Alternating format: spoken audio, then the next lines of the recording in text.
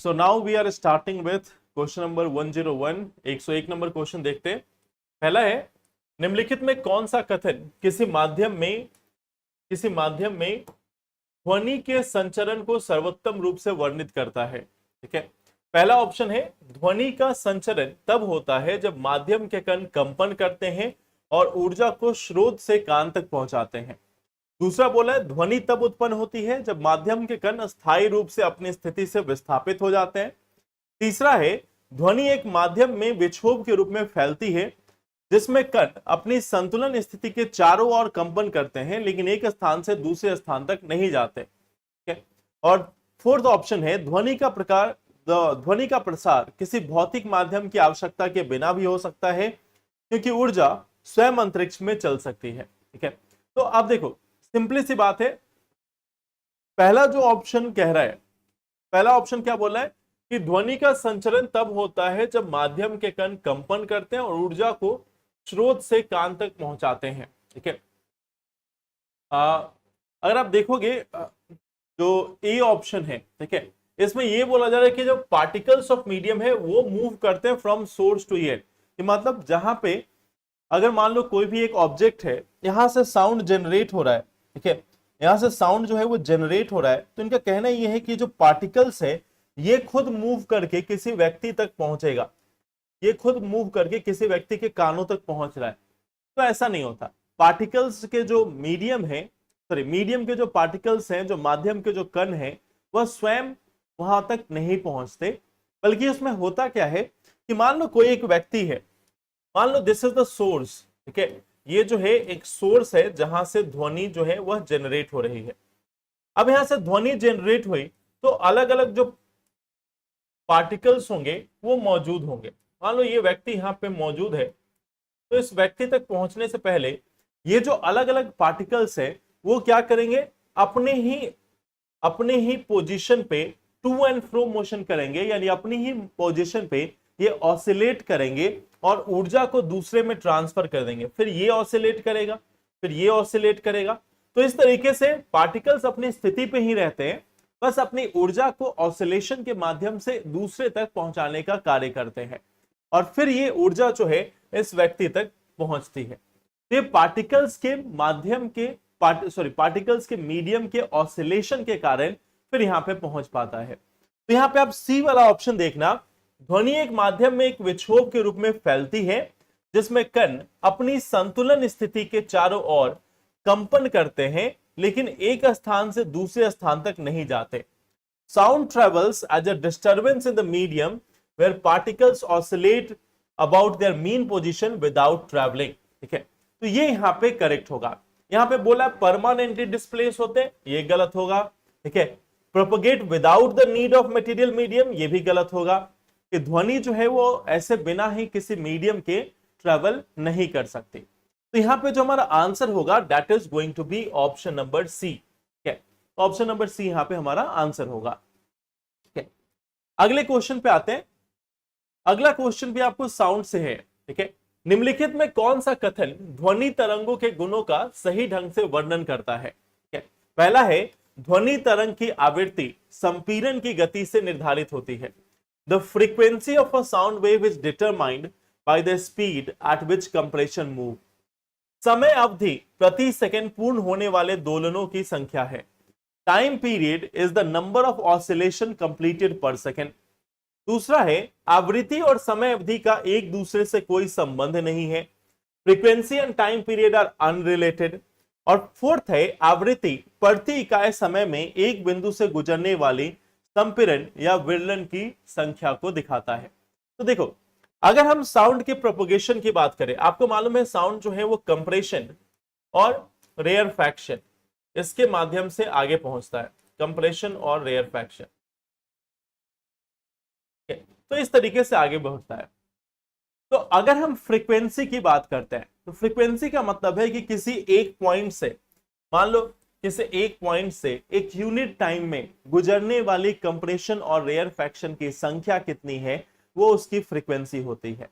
अगर हम time period की बात करें तो ये जो एक कंप्लीट साइकिल है कंप्रेशन रेयरफैक्शन का, ये हमारा एक कंप्लीट टाइम पीरियड होता है।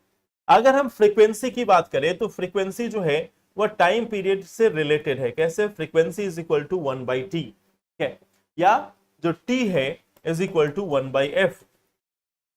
तो इसके हिसाब से हम रिलेट कर सकते हैं, यानी कि फ्रीक्वेंसी और टाइम पीरियड में इनवर्स रिलेशन है, ठीक है। इसमें इनवर्स रिलेशन है कि फ्रीक्वेंसी जितनी अधिक होगी टाइम पीरियड कम होगा, और टाइम पीरियड जितना अधिक होगा फ्रीक्वेंसी उतनी कम होगी। तो ये एक पार्ट है। अगर हम लोग यहां पर देखें ध्वनि तरंग की आवृत्ति संपीड़न की गति से नहीं, यहां पे हम कैसे फ्रीक्वेंसी को देखते हैं कि फ्रीक्वेंसी जो है वह नंबर ऑफ कंप्रेशन और एयर फ्रैक्शन है passing a point per unit time. एक दिए गए समय में किसी क्षेत्र से पास करने वाली कंप्रेशन और एयर फ्रैक्शन की जो संख्या है उसको हम फ्रीक्वेंसी कहते हैं, ठीक है। तो ये डी ऑप्शन हमारा सही है। फ्रीक्वेंसी और टाइम पीरियड अनरिलेटेड है, दोनों से संबंध नहीं है, ये ऑप्शन गलत हो गया। समय अवधि प्रति सेकंड पूर्ण होने वाले दोलनों की संख्या, ये भी गलत हो गया। देखो ये समय अवधि नहीं बल्कि फ्रीक्वेंसी होगी कि कितना ऑसिलेशन हो रहा है, ठीक है? और ये संपीड़न की गति से निर्धारित होती है, ये भी गलत हुआ। तो आंसर होगा हमारा ऑप्शन नंबर डी। अब है ये रिवर्बरेशन को, ठीक है, प्रतिध्वनि, किसी ऑडिटोरियम में प्रतिध्वनि के बारे में। तो प्रतिध्वनि क्या होता है? जो मल्टीपल एको हो रहा है, जो मल्टीपल एको देखने को हमें मिलता है उसको हम प्रतिध्वनि कहते हैं। अब यहां पे एक चीज समझना, जो एको या जो गूंज हमें सुनाई देती है वो क्यों सुनाई देती है? दरअसल इसमें होता यह है कि हमारे कानों पर जो भी ध्वनि है उसकी संवेदना लगभग 0.1 सेकंड तक होती है। लगभग 0.1 सेकंड तक उसका जो सेंसेशन है वो हमारे ईयर पे होता है। तो अगर 0.1 सेकंड के बाद अगर कोई साउंड आ रही है टकराकर, तो फिर हमें वह गूंज के रूप में सुनाई देती है। जैसे मान लो अगर आप किसी बड़े हॉल में हो, ऑडिटोरियम में हो, और जो साउंड है वह टकराकर रिफ्लेक्ट होकर वापस आपके कानों तक पहुंच रही है, अगर वो 0.1 सेकंड के बाद पहुंचती है, मींस ओरिजिनल साउंड के 0.1 सेकंड के बाद अगर वो साउंड पहुंचती है, तो फिर हमें ये देखने को मिलता है कि देयर इज इको, फिर वहां पे हमें एक गूंज सुनाई देती है। जैसे एग्जांपल के रूप में मान लो कि अगर साउंड की स्पीड मानकर चलते हैं कि लेट जो स्पीड है वो है 340 मीटर पर सेकंड, तो 0.1 सेकंड में जो डिस्टेंस ट्रेवल होगा वो है 34 मीटर। अगर कोई व्यक्ति है, ठीक है, इस व्यक्ति तक कोई भी साउंड पहुंचा, यहां से यहीं पे सोर्स है, इस व्यक्ति तक ये जो सोर्स है यहां से इस व्यक्ति तक साउंड पहुंचा, साउंड दूसरा यहां पे रिफ्लेक्ट होकर वापस आ रहा है, किसी ऑब्स्ट्रक्शन से रिफ्लेक्ट होकर वापस आ रहा है। तो अगर ये दूरी 34 मीटर से अधिक है, go and down means 17 metre से अधिक होगा, इस पर्सन के बीच की दूरी 17 मीटर से अधिक है, तो इसे फिर गूंज सुनाई देगी। अगर 17 मीटर से कम है, मान लो 15 मीटर है, तो नहीं सुनाई देगी। तो गूंज हमें तब सुनाई देती है जब 0.1 सेकंड के बाद वो ध्वनि टकराकर वापस आती है। और रेवर्बरेशंस क्या है? जब मल्टीपल गूंज सुनाई दे रही हो कि अलग अलग दिशाओं से अलग अलग जो साउंड है वह टकराकर कई बार अगर पहुंच रहा हो, तो फिर हम उसे बोलते हैं प्रतिध्वनि, रेवर्बरेशन। ठीक है, तो यहां पे क्वेश्चन क्या पूछ रहा है कि किसी बड़े हॉल या ऑडिटोरियम में प्रतिध्वनि के बारे में सबसे सटीक कथन क्या है? प्रतिध्वनि ध्वनि की स्पष्टता को बढ़ाती है? नहीं, बिल्कुल ही नहीं। आपको मालूम है जब आपको बहुत ज्यादा गूंज सुनाई देगी तब आपको कोई भी क्लैरिटी नहीं होगी, ठीक है, तब आपको उस वर्ड की क्लैरिटी सुनने को नहीं मिलेगी। जैसे आप लोग कभी कभी क्लास में बैठे हो और आपको गूंज सुनाई देने लगे, लंबे हॉल में बैठे हो, गूंज सुनाई देने लगे, प्रतिध्वनि सुनाई देने लगे, तो क्या आप सही से समझ पाओगे? The answer is no. तो पहला ऑप्शन तो यहां पे गलत है। प्रतिध्वनि का तात्पर्य अनुवाद के कारण ध्वनि के विरूपण से है। Reverberation refer to distortion of sound, डिको एको फॉर्मेशन, कि यहां पे जब एको फॉर्मेशन हो रहा है तो उसके कारण जो डिस्टॉर्शन हो रहा है उसे हम बोलते हैं सिंपली रेवर्बरेशन। ठीक है, और देखो ये डिस्टॉर्शन ऑफ साउंड तो नहीं है, डिस्टॉर्शन ऑफ साउंड नहीं है। ठीक है, यहां पे तीसरा ऑप्शन क्या बोला है? प्रतिध्वनि ध्वनि के बार बार परावर्तन के कारण होती है और ध्वनि अवशोषक पदार्थों का उपयोग करके इसे कम किया जा सकता है। तो बिल्कुल यही चीज अभी हम लोग ने देखा कि रेवर्बरेशन क्यों होता है कि बार बार रिफ्लेक्ट हो रहा है, साउंड जो है वो टकरा कर वापस आ रही है, और इसको अगर मान लो साउंड एब्जॉर्बेंट हो, जैसे आप सिनेमा हॉल में देखते होंगे, इस सिनेमा हॉल में हर तरफ साउंड जनरेट हो रहा है, लेकिन आपके पास बार बार क्यों नहीं आ रहा है? क्योंकि उसके जो वॉल्स होंगे, उनकी जो दीवारें होती हैं, उस पे आपको देखने को मिलता है कि फोम या फिर जो सॉफ्ट कुशन है वो लगाया होता है, जिससे कि यह एब्जॉर्ब हो जाए, जिससे कि आवाज जो है वो एब्जॉर्ब हो जाए। तो इसलिए सी ऑप्शन जो है वो यहां पे सबसे करेक्ट आंसर है। जो फोर्थ ऑप्शन बोला है, प्रतिध्वनि केवल बाहरी वातावरण में होती है, ऐसा नहीं है, आंतरिक वातावरण में भी हो सकती है, ऑडिटोरियम में हमने देखा ही। ठीक है, तो सी ऑप्शन जो है ये यहां पे करेक्ट होगा।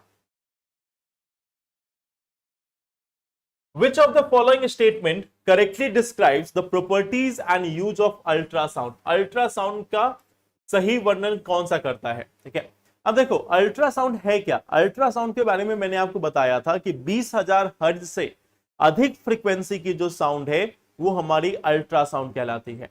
अल्ट्रासाउंड का इस्तेमाल हम करते हैं सोनार नेविगेशन के लिए। सोनार जो साउंड नेविगेशन एंड रेंजिंग है उसमें इसका इस्तेमाल करते हैं। अल्ट्रासाउंड का उपयोग जो है गर्भ में जो शिशु है, गर्भ में जो भ्रूण है उसका पता लगाने के लिए, या किसी व्यक्ति में कोई समस्या है, किसी व्यक्ति में आंतरिक कोई समस्या है तो उसका पता लगाने के लिए भी किया जा सकता है। इसके अलावा अल्ट्रासाउंड का उपयोग जो है वो मेटल्स में क्रैक, जैसे मान लो रेलवे ट्रैक है, उसमें अगर कहीं पे क्रैक आया है तो उसका पता लगाने के लिए भी अल्ट्रासाउंड का हम उपयोग कर सकते हैं। अल्ट्रासाउंड से ब्रिजेज यानी पुल जो है उसकी संरचना के बारे में भी समझा जा सकता है कि उसकी संरचना कहीं कमजोर तो नहीं हो रही है। तो ये सारी चीजें अल्ट्रासाउंड के द्वारा की जा सकती है। इवन जो सेंसिटिव पाइपलाइंस हैं, जो सेंसिटिव पाइपलाइंस है उनकी सफाई के लिए भी अल्ट्रासाउंड का प्रयोग किया जा सकता है। तो यहां पे है ultrasound has a low frequency, ultrasound की आवृत्ति कम होती है। क्या यह सही होगा? आंसर है नहीं। 20,000 हर्ट्ज से अधिक, 20,000 हर्ट्ज से अधिक फ्रीक्वेंसी है तब जाकर हम उसे अल्ट्रासाउंड कहते हैं। तो पहला ऑप्शन तो हो गया गलत। अल्ट्रासाउंड निम्न आवृत्ति कंपन उत्पन्न करके नाजुक या कठिन स्थान वाले भागों को साफ कर सकता है। लो फ्रीक्वेंसी वाइब्रेशन क्यों होगा? अल्ट्रासाउंड की अगर हम लोग बात करें तो अल्ट्रासाउंड में हमें लो फ्रीक्वेंसी क्यों होगा? अल्ट्रासाउंड तो जाना ही जाता है हाई फ्रीक्वेंसी के लिए। ठीक है, तो निम्न आवृत्ति जैसे ही लिखा आप इसको कैंसिल कर सकते हो। ठीक है, हाँ ये जरूर सही है कि नाजुक या कठिन स्थान वाले भागों को साफ करते हैं, लेकिन निम्न आवृत्ति नहीं, उच्च आवृत्ति कंपन हाई फ्रीक्वेंसी वाइब्रेशन क्रिएट करता है, ना कि लो फ्रीक्वेंसी वाइब्रेशन। तो ये ऑप्शन गलत है। अल्ट्रासाउंड तरंगे उच्च आवृत्ति वाले तरंगे होती है, बिल्कुल यहां तक तो सही है, जो धातुओं में दोषों का पता लगाने और चिकित्सा छवियां बनाने में सक्षम होती है। तो बिल्कुल जैसे रेलवे ट्रैक हो गए, ब्रिजेज हो गए, या कोई भी धातु है उसमें अगर कोई भी समस्या है तो उसका पता लगाने के लिए इसका इस्तेमाल किया जा सकता है। जो चाइल्ड का इमेज है या शरीर में कोई स्टोन हुआ है, इन सभी चीजों की भी छवि बनाने के लिए इसका इस्तेमाल किया जा सकता है। ठीक है, तो सही वर्णन पूछा जा रहा है। अब यहां पे है अल्ट्रासाउंड तरंगों का उपयोग केवल, लिखा हुआ है केवल औद्योगिक पहचान के लिए किया जा सकता है, क्योंकि वे मानव उत्तकों में परावर्तित नहीं हो सकती, तो ये होगा गलत। केवल औद्योगिक नहीं, हम देख तो रहे हैं कि ह्यूमंस में भी इस्तेमाल हो रहा है। तो ये डी ऑप्शन यहां पे गलत है, आंसर होगा सी ऑप्शन। अगला क्वेश्चन है, which of the following best explains the relationship between thrust and pressure? Pressure और थ्रस्ट के बीच का जो रिलेशन है वो समझते हैं। देखो थ्रस्ट का मतलब क्या होता है? थ्रस्ट का मतलब किसी भी सोर्स पर लगने वाला परपेंडिकुलर फोर्स, जो लंबवत बल है वो थ्रस्ट कहलाता है। किसी भी एरिया पे लगने वाला जो लंबवत बल है वो थ्रस्ट कहलाता है। और यहां पे क्या पूछा जा रहा है? ठीक है, प्रणोद तथा दाब के बीच में। ठीक है, थ्रस्ट और प्रेशर प्रणोद और दाब के बीच में। ठीक है, अब मान लो जब हम प्रेशर की बोलते हैं तो प्रेशर को हम कैसे डिफाइन करते हैं? Force by area. Force divided by area, ये हमारा प्रेशर का फॉर्मूला होता है, फोर्स डिवाइडेड बाय एरिया। यहां जो फोर्स है उसी को हम थ्रस्ट के रूप में इस्तेमाल कर सकते हैं। जो लंबवत फोर्स है, जो परपेंडिकुलर फोर्स है, उसको हम थ्रस्ट कहते हैं। तो अब स्टेटमेंट को देखते हैं। पहला है, दाब किसी सतह पर लगाया गया कुल बल है चाहे उसका क्षेत्रफल कुछ भी हो। नहीं, क्षेत्रफल कुछ भी हो इससे तो नहीं होगा, सरफेस पे ही डिपेंड करता है। ठीक है, तो ये ऑप्शन तो गलत हो गया। ठीक है, प्रेशर जो है वो हमेशा डिपेंड करेगा क्षेत्रफल पे, दाब जो है वो हमेशा क्षेत्रफल पर निर्भर करता है, तो इररिस्पेक्टिव ऑफ एरिया नहीं हो सकता। तो पहला ऑप्शन तो यहाँ पे हमारा हो जाएगा गलत। ठीक है, दूसरे ऑप्शन पे आते हैं। दूसरा है संपर्क क्षेत्र बढ़ने पर प्रणोद बढ़ता है। ठीक है, यानी thrust increases when the area of contact increases. देखो थ्रस्ट क्या है, फोर्स है। फोर्स अगर मान लो किसी एक पॉइंट पे लगाना है तो ज्यादा होगा, लेकिन अगर एरिया बढ़ जाएगा तो क्या फोर्स बढ़ेगा? फोर्स का तो फिक्स वैल्यू है। ठीक है, तो फोर्स जो है वो एक पॉइंट पे लग रहा है तो वहां पे ज्यादा लग रहा होगा। जो थ्रस्ट है एक पॉइंट पे लग रहा है तो ज्यादा लग रहा होगा। अगर हम एरिया बढ़ा देते हैं, अगर हम एरिया बढ़ा देते हैं तो क्या उससे प्रणोद बढ़ेगा? Answer is no. दाब को प्रति इकाई क्षेत्र पर लगने वाले प्रणोद के रूप में परिभाषित किया जाता है, और यदि प्रणोद स्थिर हो तो यह सतह के क्षेत्रफल के साथ व्युत्क्रमानुपाती रूप से बदलता है। ठीक है, pressure is defined as thrust acting per unit area. यहां तक तो आप बिल्कुल देख ही रहे हो, thrust acting per unit area varying inversely with surface area for constant thrust.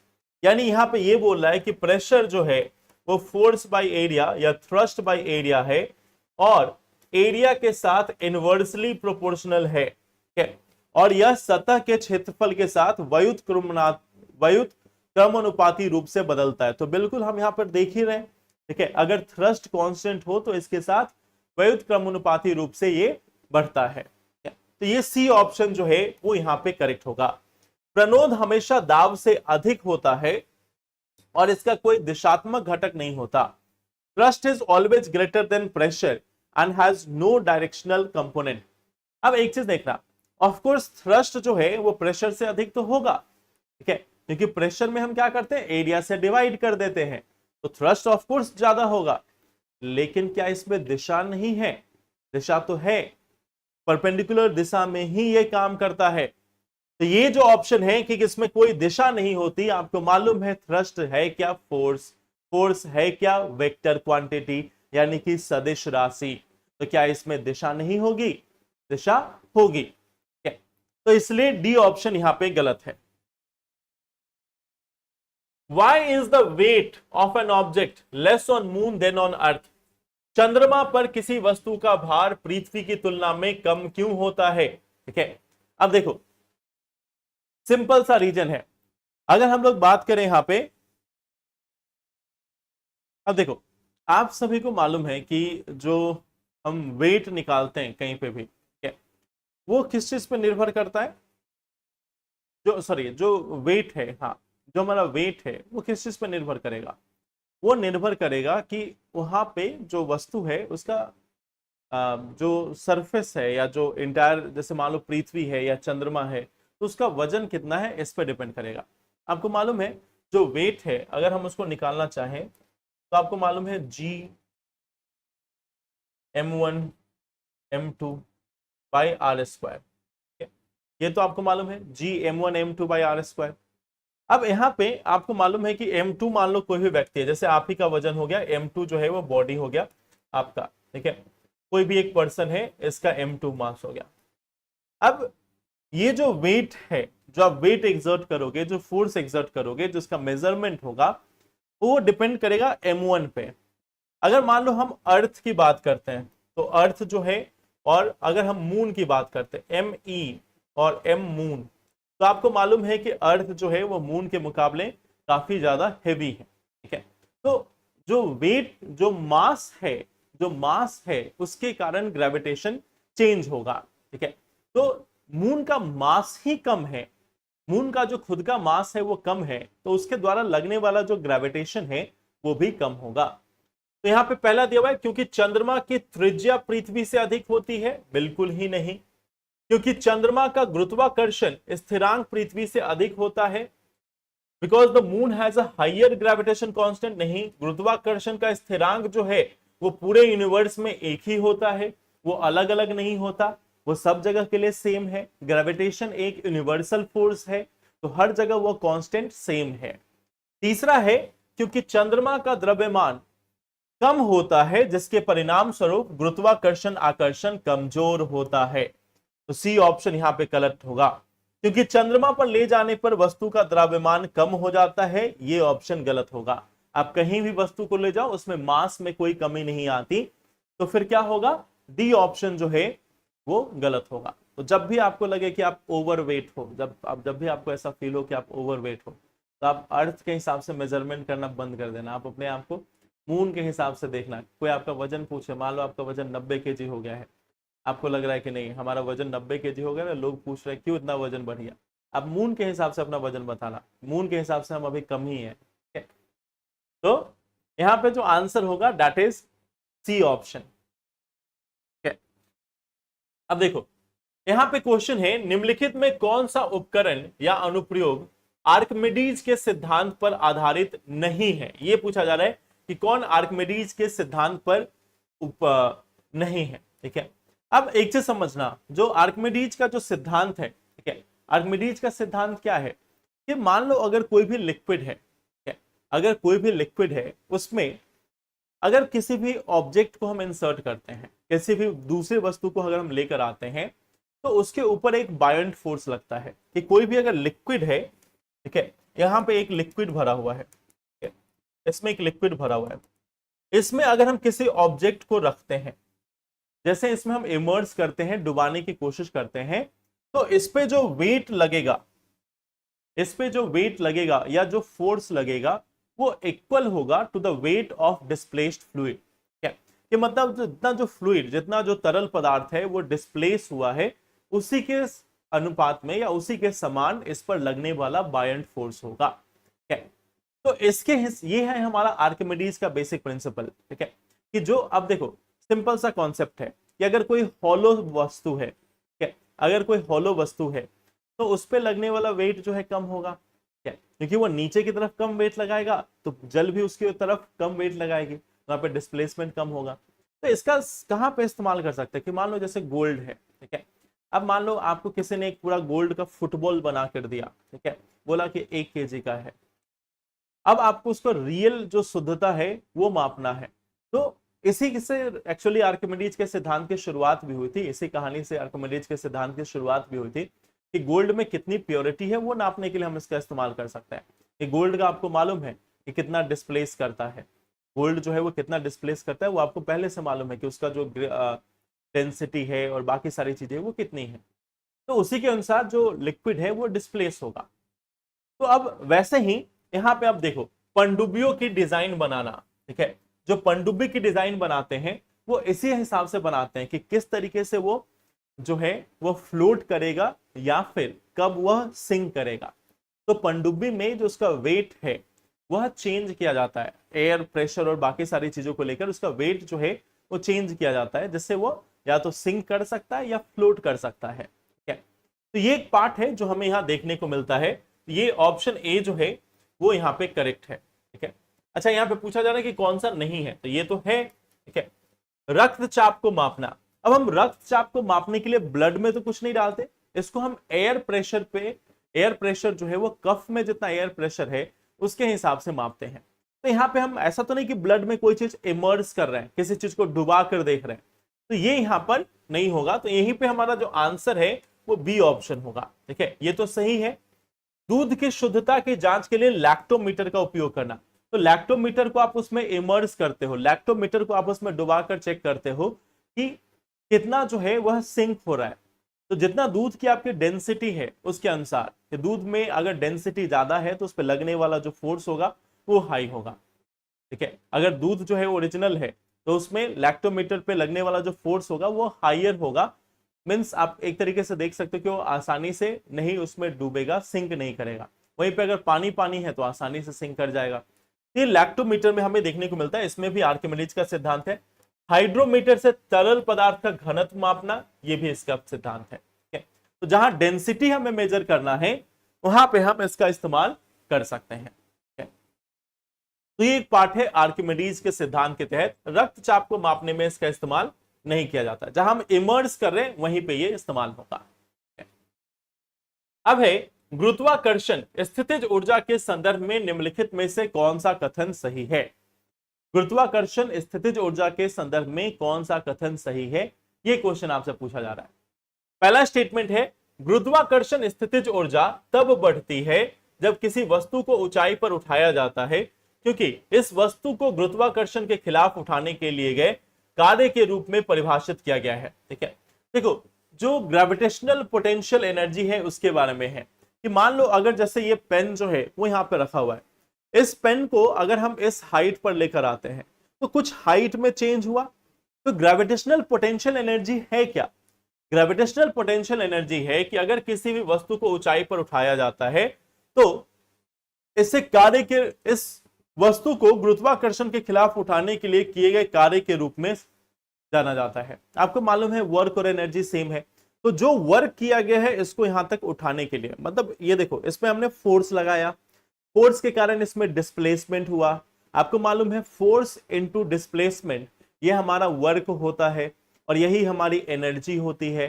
तो ग्रेविटेशनल पोटेंशियल एनर्जी वही एनर्जी है जो हम इस्तेमाल करते हैं इस वस्तु को गुरुत्वाकर्षण के खिलाफ उठाने के लिए किए गए कार्य के रूप में परिभाषित किया गया है। तो पहला ऑप्शन तो यहां पे करेक्ट होगा। दूसरा कह रहा है किसी वस्तु को ऊर्ध्वाधर रूप से ऊपर उठाने के लिए किसी ऊर्जा की आवश्यकता नहीं होती, क्योंकि गुरुत्वाकर्षण गति में सहायता करता है। No energy is required to raise an object vertically as gravity assist the motion. ऐसा है, आपको लग रहा है कि इस पेन को अगर मैं ना उठाऊं, एनर्जी देके ना उठाऊं, तो क्या ये पेन उठ पाएगा खुद से? ये यहाँ पे है, अगर मैं इसको बोलूं तो यहाँ पे हाइट पे आ जाओ, तो क्या पेन आएगा? नहीं आएगा। इसको उठाने के लिए हमें फोर्स लगाना पड़ेगा। ठीक है, तो मान लो ये तो इजी हल्का पेन है, यहीं पे अगर 10 केजी का डंबल रखा होता और आपको उठाना होता ऊपर, तो क्या उसमें आपको एनर्जी नहीं लगानी पड़ेगी? क्या ग्रेविटेशन आपको ऊपर की ओर धकेलेगा? आंसर है नहीं।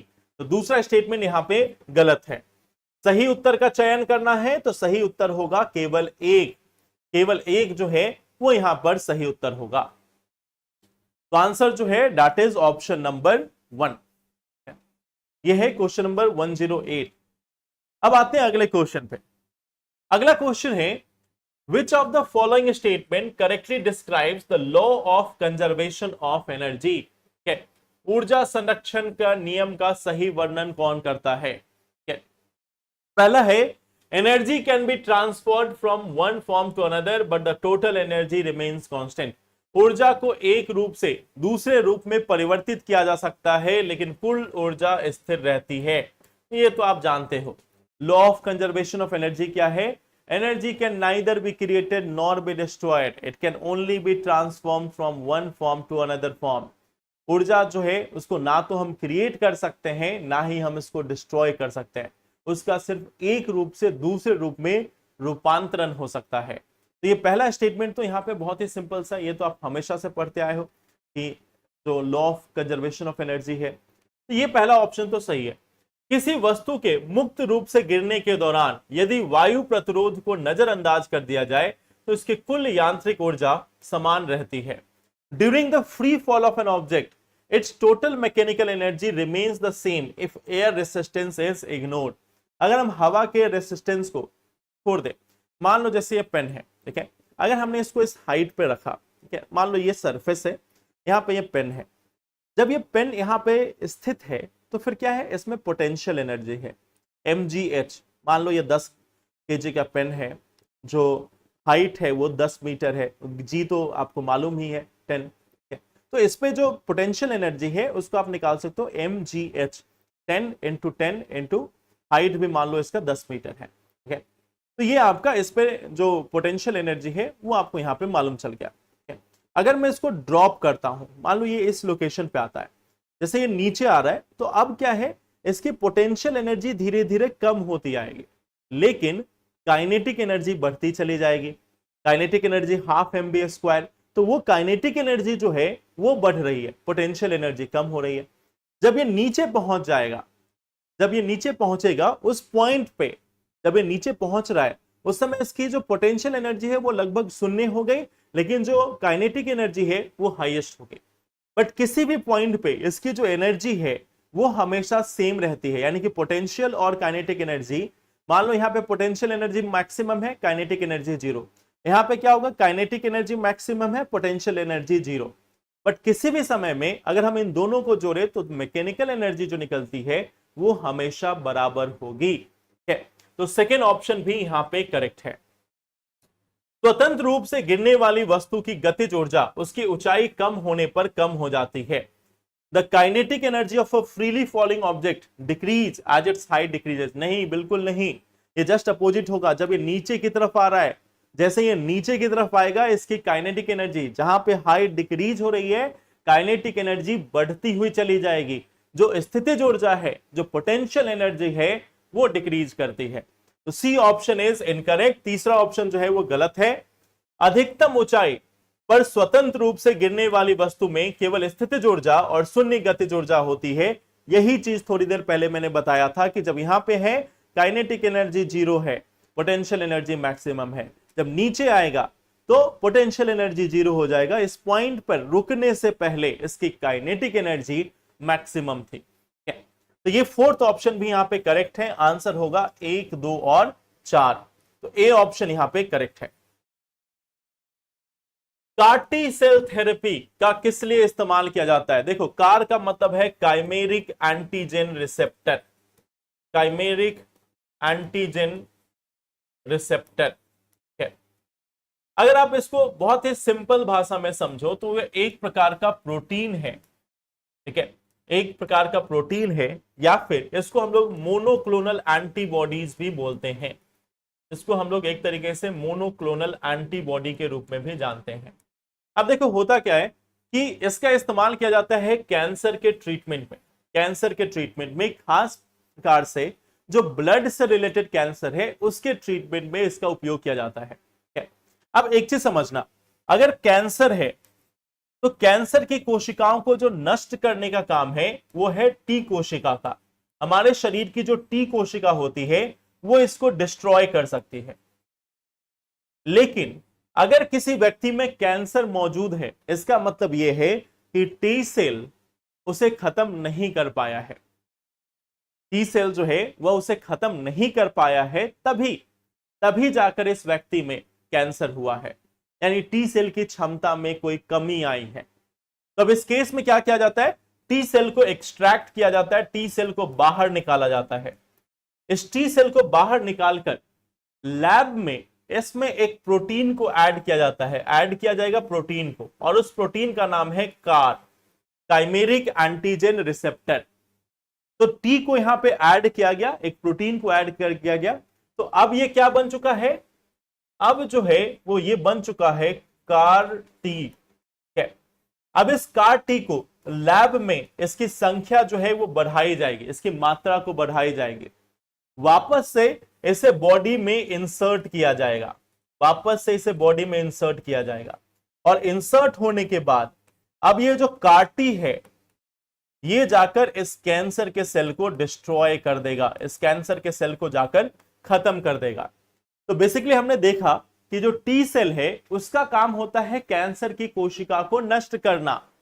लेकिन अगर किसी व्यक्ति में कैंसर है, इसका मतलब यह है कि उस व्यक्ति का टी सेल सही ढंग से काम नहीं कर रहा है। क्यों नहीं? क्योंकि हो सकता है कि टी सेल कैंसर की कोशिका को पहचानने में विफल हो। It is not able to identify the cancer cell. Cancer की कोशिका को पहचानने में यह विफल रहता है। तो उस कंडीशन में क्या करेंगे, इस बॉडी से जो टी सेल है ब्लड निकाला जाएगा, ब्लड के सैंपल में से टी सेल को अलग किया जाएगा। टी सेल को अलग करके उसमें एक प्रोटीन ऐड किया जाएगा, उस प्रोटीन का नाम है कार। अब ये कार हेल्प क्या करता है, ये टी सेल को यह क्षमता प्रदान करेगा, यह टी सेल जब वापस से बॉडी में जाएगा तो कैंसर की कोशिका की पहचान करके उसको नष्ट कर पाएगा। तो कार का सिर्फ एक काम है, कार यानी कि काइमेरिक एंटीजन रिसेप्टर, एक प्रोटीन, इसका काम सिर्फ इतना है कि शरीर में जाने के बाद किसी खास प्रकार की कोशिका को पहचानने में मदद करेगा और उसको नष्ट करने में मदद करेगा। तो इसलिए कैंसर के ट्रीटमेंट में कार-टी सेल थेरेपी का हम इस्तेमाल करते हैं। तो आंसर डी होगा। अब यहां पे अगला क्वेश्चन है, which of the following are gene editing technology. Gene editing technology क्या है? देखो वैसे तो ये चारों जो हैं वो जीन एडिटिंग टेक्नोलॉजी ही है, ठीक है। मेगा न्यूक्लियस जो हैं वो बेसिकली एक प्रकार से प्रोटीन होती है जिसका इस्तेमाल करके हम जीन को एडिट कर सकते हैं। अगर हम लोग मेगा न्यूक्लियाजेस की बात करें तो ये एक प्रकार से प्रोटीन है जिसका इस्तेमाल करके हम जीन को एडिट कर सकते हैं, ठीक है। ठीक वैसे ही अगर आप देखोगे तो जो जिंक फिंगर न्यूक्लियाजेस हैं और टैलेन, ये दोनों भी एक एंजाइम्स के रूप में है, ठीक है। ये दोनों एंजाइम्स के रूप में है जिसकी मदद से हम जीन एडिटिंग कर सकते हैं। और वैसे ही क्रिस्पर कैस9 भी एक जीन एडिटिंग टूल है, ये भी जीन एडिटिंग के लिए इस्तेमाल किया जाता है। अब इसका खासकर आप यूज देखना, जो क्रिस्पर कैस9 है, क्रिस्पर कैस9 ये जो है वह बैक्टीरिया के रेस्ट्रिक्शन एंजाइम के कार्य पद्धति पर आधारित है। बैक्टीरिया जो होती है उसमें एक खास गुण होता है, एक रेस्ट्रिक्शन एंजाइम होता है। रेस्ट्रिक्शन एंजाइम का काम क्या है कि वह जीन को एडिट कर सकता है। कि मान लो कोई बैक्टीरिया है, उसको वायरस ने संक्रमित किया, वायरस संक्रमित करता है तो क्या करेगा, जीन में परिवर्तन कर देगा, जीन्स जो है, जो डीएनए है उसमें परिवर्तन कर देगा। तो रेस्ट्रिक्शन एंजाइम क्या करता है कि उस पर्टिकुलर साइट से जो जीन है, जो वायरस का जीन है, उसको काटकर अलग करता है।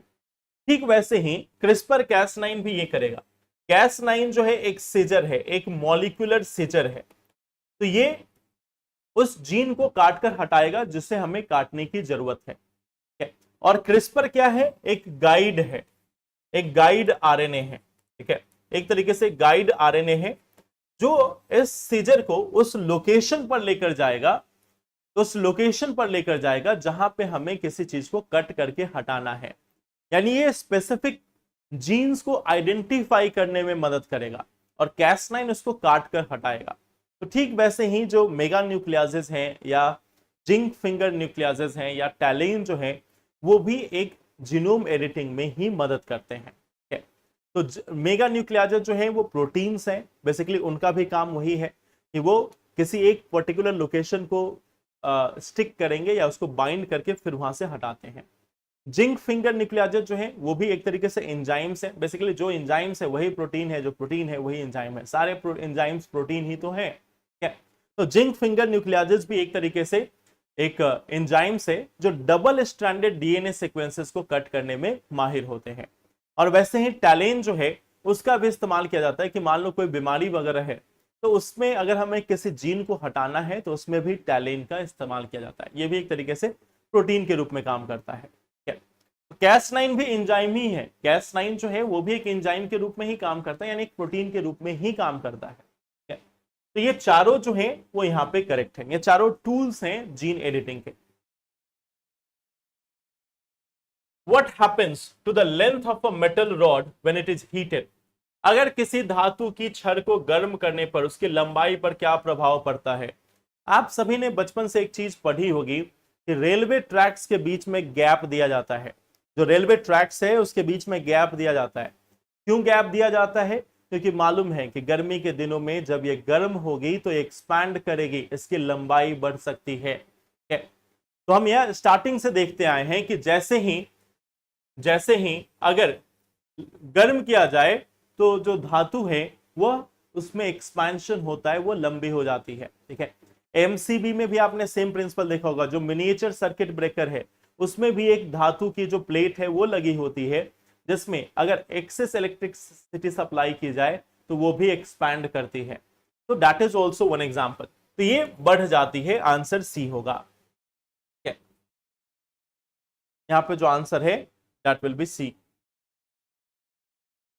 अब आते हैं अगले क्वेश्चन पे। अगला जो क्वेश्चन है वो बोल रहा है which of the following real world scenario best demonstrate the principle of conservation of momentum. ठीक है, तो जो संवेग संरक्षण का जो सिद्धांत है उसको उपयोग ढंग से कौन सा दर्शाता है, कौन सा उपयुक्त ढंग से इनको दर्शा रहा है, ये क्वेश्चन पूछा जा रहा है। तो आपको मालूम है law of conservation of momentum क्या कहता है कि जो मोमेंटम है, जो संवेग है, वो हमेशा संरक्षित रहता है अनटिल अनलेस कि बाहर से कोई दूसरा फोर्स जो है वो उस पर एक्ट करे। तो law of conservation of momentum ये है कि जब तक कोई बाहरी फोर्स एक्ट नहीं कर रहा हो तब तक जो मोमेंटम है वो हमेशा कंजर्व रहेगा। तो यहाँ पे पहला ऑप्शन देखते हैं, एक कार इंजन ईंधन को गति में परिवर्तित करता है, तो इसमें तो मोमेंटम का कोई लेना देना ही नहीं है। ये तो केमिकल एनर्जी को चेंज कर रहा है काइनेटिक एनर्जी में, तो इसमें तो ऐसा कोई लेना देना है नहीं। प्रत्येक उछाल के साथ गेंद की क्रमशः घटती ऊंचाई। तो देखो यहाँ पे क्या है, यहाँ पे वही तो एक्सटर्नल फैक्टर आ गया। एक्सटर्नल फैक्टर क्या आया कि हर बार एनर्जी का लॉस हो रहा है। अगर परफेक्ट होता तो परफेक्शन में क्या होता कि यहाँ पे बॉल जो है वो बार बार सेम ऊंचाई पे आता रहता। ठीक है, तो व्हाट वी सीखे, इसमें एनर्जी का लॉस हो रहा है, तो ये भी एग्जांपल नहीं हो गया। बर्फ पर एक दूसरे को धक्का देते हुए दो स्केटर्स। ठीक है, अगर मान लो बर्फ पे एक दूसरे को धक्का दे रहे हैं, मान लो दो व्यक्ति हैं, दोनों ने एक दूसरे को धक्का दिया। ठीक है, तो एक एक तरफ जाएंगे, दूसरे दूसरे तरफ जाएंगे। ठीक है, तो पहले दोनों जीरो पर थे, पहले दोनों जो मोशन में थे वो जीरो पर थे, तो मोमेंटम जीरो था। अब एक इस दिशा में गया, दूसरा अगली दिशा में गया, दोनों ने एक दूसरे को धक्का दिया, एक एक इस साइड में, दूसरा दूसरी साइड में। तो जो मोमेंटम है, एक तरफ पॉजिटिव दूसरी तरफ नेगेटिव, तो पॉजिटिव और नेगेटिव मिलके हमेशा क्या होगा, जीरो होगा। तो कंजर्वेशन ऑफ मोमेंटम होगा यहाँ पे कि जो संवेग है वो हमेशा संरक्षित रहेगा। एक का पॉजिटिव मोमेंटम है, एक का नेगेटिव मोमेंटम है, दोनों को ऐड कर दो, हमेशा जीरो होगा। तो ये सी ऑप्शन जो है वो यहाँ पे करेक्ट होगा। और ऊंचाई से गिरता हुआ एक पत्थर, तो नहीं, इसमें law of conservation of momentum नहीं, आपको मालूम है गिरने के बाद वो रुक जाएगा। ठीक है, तो ये कंजर्वेशन ऑफ मोमेंटम का एग्जांपल नहीं है, ये तो ग्रेविटेशन का एग्जांपल है। सी ऑप्शन होगा। लोलक में गति के दौरान यांत्रिक ऊर्जा किन दो रूपों के बीच परिवर्तित होती है। तो पेंडुलम अगर है आपके पास, ठीक है, पेंडुलम में आपको मालूम है कि अगर मान लो यहां से इस तरीके से, यहां पे क्या होगा, पोटेंशियल एनर्जी होगा मैक्स। ठीक है, और जो काइनेटिक एनर्जी है वो कितनी होती है, जीरो। यहाँ पे आपको काइनेटिक एनर्जी क्या होगी, मैक्स, और पोटेंशियल एनर्जी क्या होगी, जीरो। यहाँ पे फिर पोटेंशियल एनर्जी क्या होगी, मैक्स, और काइनेटिक एनर्जी क्या होगी, जीरो। ठीक है, तो काइनेटिक और स्थितिज और जो गतिज ऊर्जा है उसके बीच में यह चेंज होता रहता है। काइनेटिक एंड पोटेंशियल के बीच में यह चेंज होता रहता है। एक पॉइंट पे यहाँ पे पोटेंशियल एनर्जी जो है वो मैक्स होगा, काइनेटिक जीरो होगा। नीचे में काइनेटिक एनर्जी जो इस बिंदु है, यहाँ पे आपको काइनेटिक एनर्जी जो है वो मैक्स होगा और पोटेंशियल एनर्जी जीरो होगा। यही चीज हमें पेंडुलम में देखने को मिलती है। What is the nature of force between two positively charged objects? दो धन आवेशित वस्तुओं के बीच में लगने वाला बल क्या होगा। तो आपको मालूम है अगर दो है तो उनके बीच में जो लगने वाला बल होगा वो होगा रिपल्सिव, यानी कि प्रतिकर्षक। आपको मालूम है अगर ये पॉजिटिव और नेगेटिव होता तो दोनों एक दूसरे को अपनी ओर आकर्षित करते। ठीक है, ये अपनी ओर आकर्षित करता, ये अपनी ओर आकर्षित करता, तो दोनों अपनी ओर आकर्षित कर रहे होते। और इसमें हमें क्या देखने को मिलता है कि ये आकर्षक होता अगर पॉजिटिव नेगेटिव है तो, लेकिन पॉजिटिव पॉजिटिव हो या नेगेटिव नेगेटिव हो तो इनके बीच में लगने वाला जो बल होगा वो रिपल्सिव होगा। तो यहां पे आंसर बहुत ही सिंपल सा है, प्रतिकर्षक। The sound quality of a musical instrument depends mainly on. किसी संगीत वाद्य यंत्र की ध्वनि गुणवत्ता किस चीज पर निर्भर करती है। आवृत्ति पर तो नहीं निर्भर करेगी, आवृत्ति पर आपको मालूम है जो डिपेंड करता है वो है पिच। तो आवाज जो है वो कितना श्रिल है, कितनी तीखी आवाज है, वह इस पर निर्भर करता है। एम्पलीट्यूड जो है वह उसकी लाउडनेस को, कि आवाज कितनी लाउड है, इस चीज को तय करेगा, जो लाउडनेस है उसको तय करेगा। यंत्र के आकार और उसके निर्माण में प्रयुक्त सामग्री जो है वह इसकी क्वालिटी को, यह इसकी क्वालिटी जो है इसको चेंज करता है। Shape and material of the instrument ये इसको चेंज करता है। ठीक है, ये जो सी ऑप्शन है ये यहाँ पे करेक्ट होगा। हवा में ध्वनि की गति जो है वो सिर्फ इसका इंपैक्ट पड़ता है प्रोपोगेशन पे, कि कितना जल्दी आप तक वो पहुंच पाएगा, सिर्फ वो पार्ट है। उससे ऐसा नहीं कि हवा में साउंड तेजी से अगर आ रहा है तो आपके पास मधुर स्वर में आएगा, और अगर धीरे धीरे आ रहा है तो कर्कश स्वर में आएगा। ठीक है, या फिर जो अलग अलग जो क्वालिटी है, अलग अलग जो आप देख सकते हो कि सेम जो पर्सन है वो अलग अलग अगर इंस्ट्रूमेंट का इस्तेमाल करता है तो उससे अलग अलग साउंड जनरेट होती हैं। तो ये जो क्वालिटी है वो डिपेंड करती है उसकी लेंथ पे, लेंथ और किस तरीके की बनावट है इस पे डिपेंड करती है। तो सी ऑप्शन यहाँ पे करेक्ट होगा। उष्मागतिकी का कौन सा नियम यह बताता है कि किसी पृथक प्रणाली की एंट्रोपी समय के साथ हमेशा बढ़ती है? Entropy of an isolated system always increases over time. ठीक है, तो ये कौन सा जो हमारा थ्योरम है वह इसको बताता है कि एंट्रोपी ऑफ सिस्टम जो है वो हमेशा हमेशा जो है वो इंक्रीज करता है ओवर टाइम। इससे बताने वाला जो मोमेंटम है, इसको कौन सा चीजें बताती है? तो देखो, जीरोथ जो है, जीरोथ लॉ, ये हमें बताता है थर्मल इक्विलिब्रियम के लिए। ये हमें थर्मल इक्विलिब्रियम के बारे में बताता है, थर्मल इक्विलिब्रियम के बारे में। ठीक है, जो पहला नियम है, पहला नियम किस चीज के बारे में बताता है? पहला नियम सिंपली ये बोलता है कंजर्वेशन ऑफ एनर्जी। ठीक है, कि energy can neither be created nor be destroyed. तो थर्मोडायनेमिक्स का पहला नियम जो है law of conservation of energy, law of conservation of energy. दूसरा जो नियम है वो हमें ये बताता है कि एंट्रोपी जो है, एंट्रोपी जो है वो हमेशा इंक्रीज करती जाएगी। एंट्रोपी जो है वो हमेशा इंक्रीज करेगी आइसोलेटेड सिस्टम की ओवर टाइम। तो एंट्रोपी है क्या? रैंडमनेस।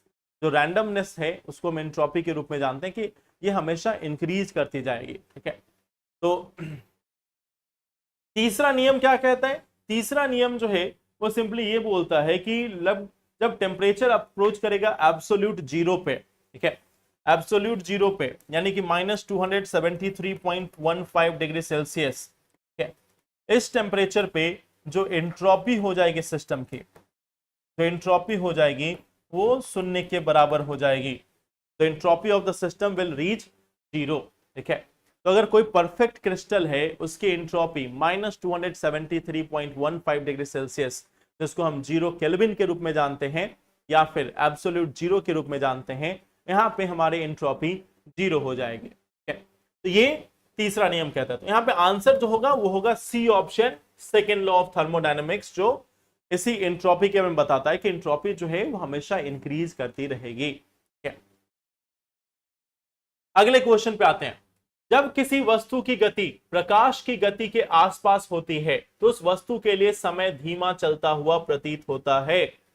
आइंस्टाइन के सापेक्षता सिद्धांत के अनुसार टाइम डायलेशन इसलिए होता है क्योंकि उच्च गति अंतरिक्ष समय की संरचना को विकृत कर देती है। बिल्कुल यही पार्ट ही है आइंस्टाइन की जो थ्योरी ऑफ रिलेटिविटी है, वो कहती है कि जब कोई भी वस्तु लाइट की स्पीड से चलेगी, लाइट जो स्पीड है उसके बाद बोला जाता है कि इररिस्पेक्टिव ऑफ द सिस्टम, ठीक है, irrespective of relativity, irrespective of reference, किसी भी स्थान पे वैक्यूम में लाइट की स्थिति, वैक्यूम में जो लाइट की स्पीड है वो हमेशा सेम होगी।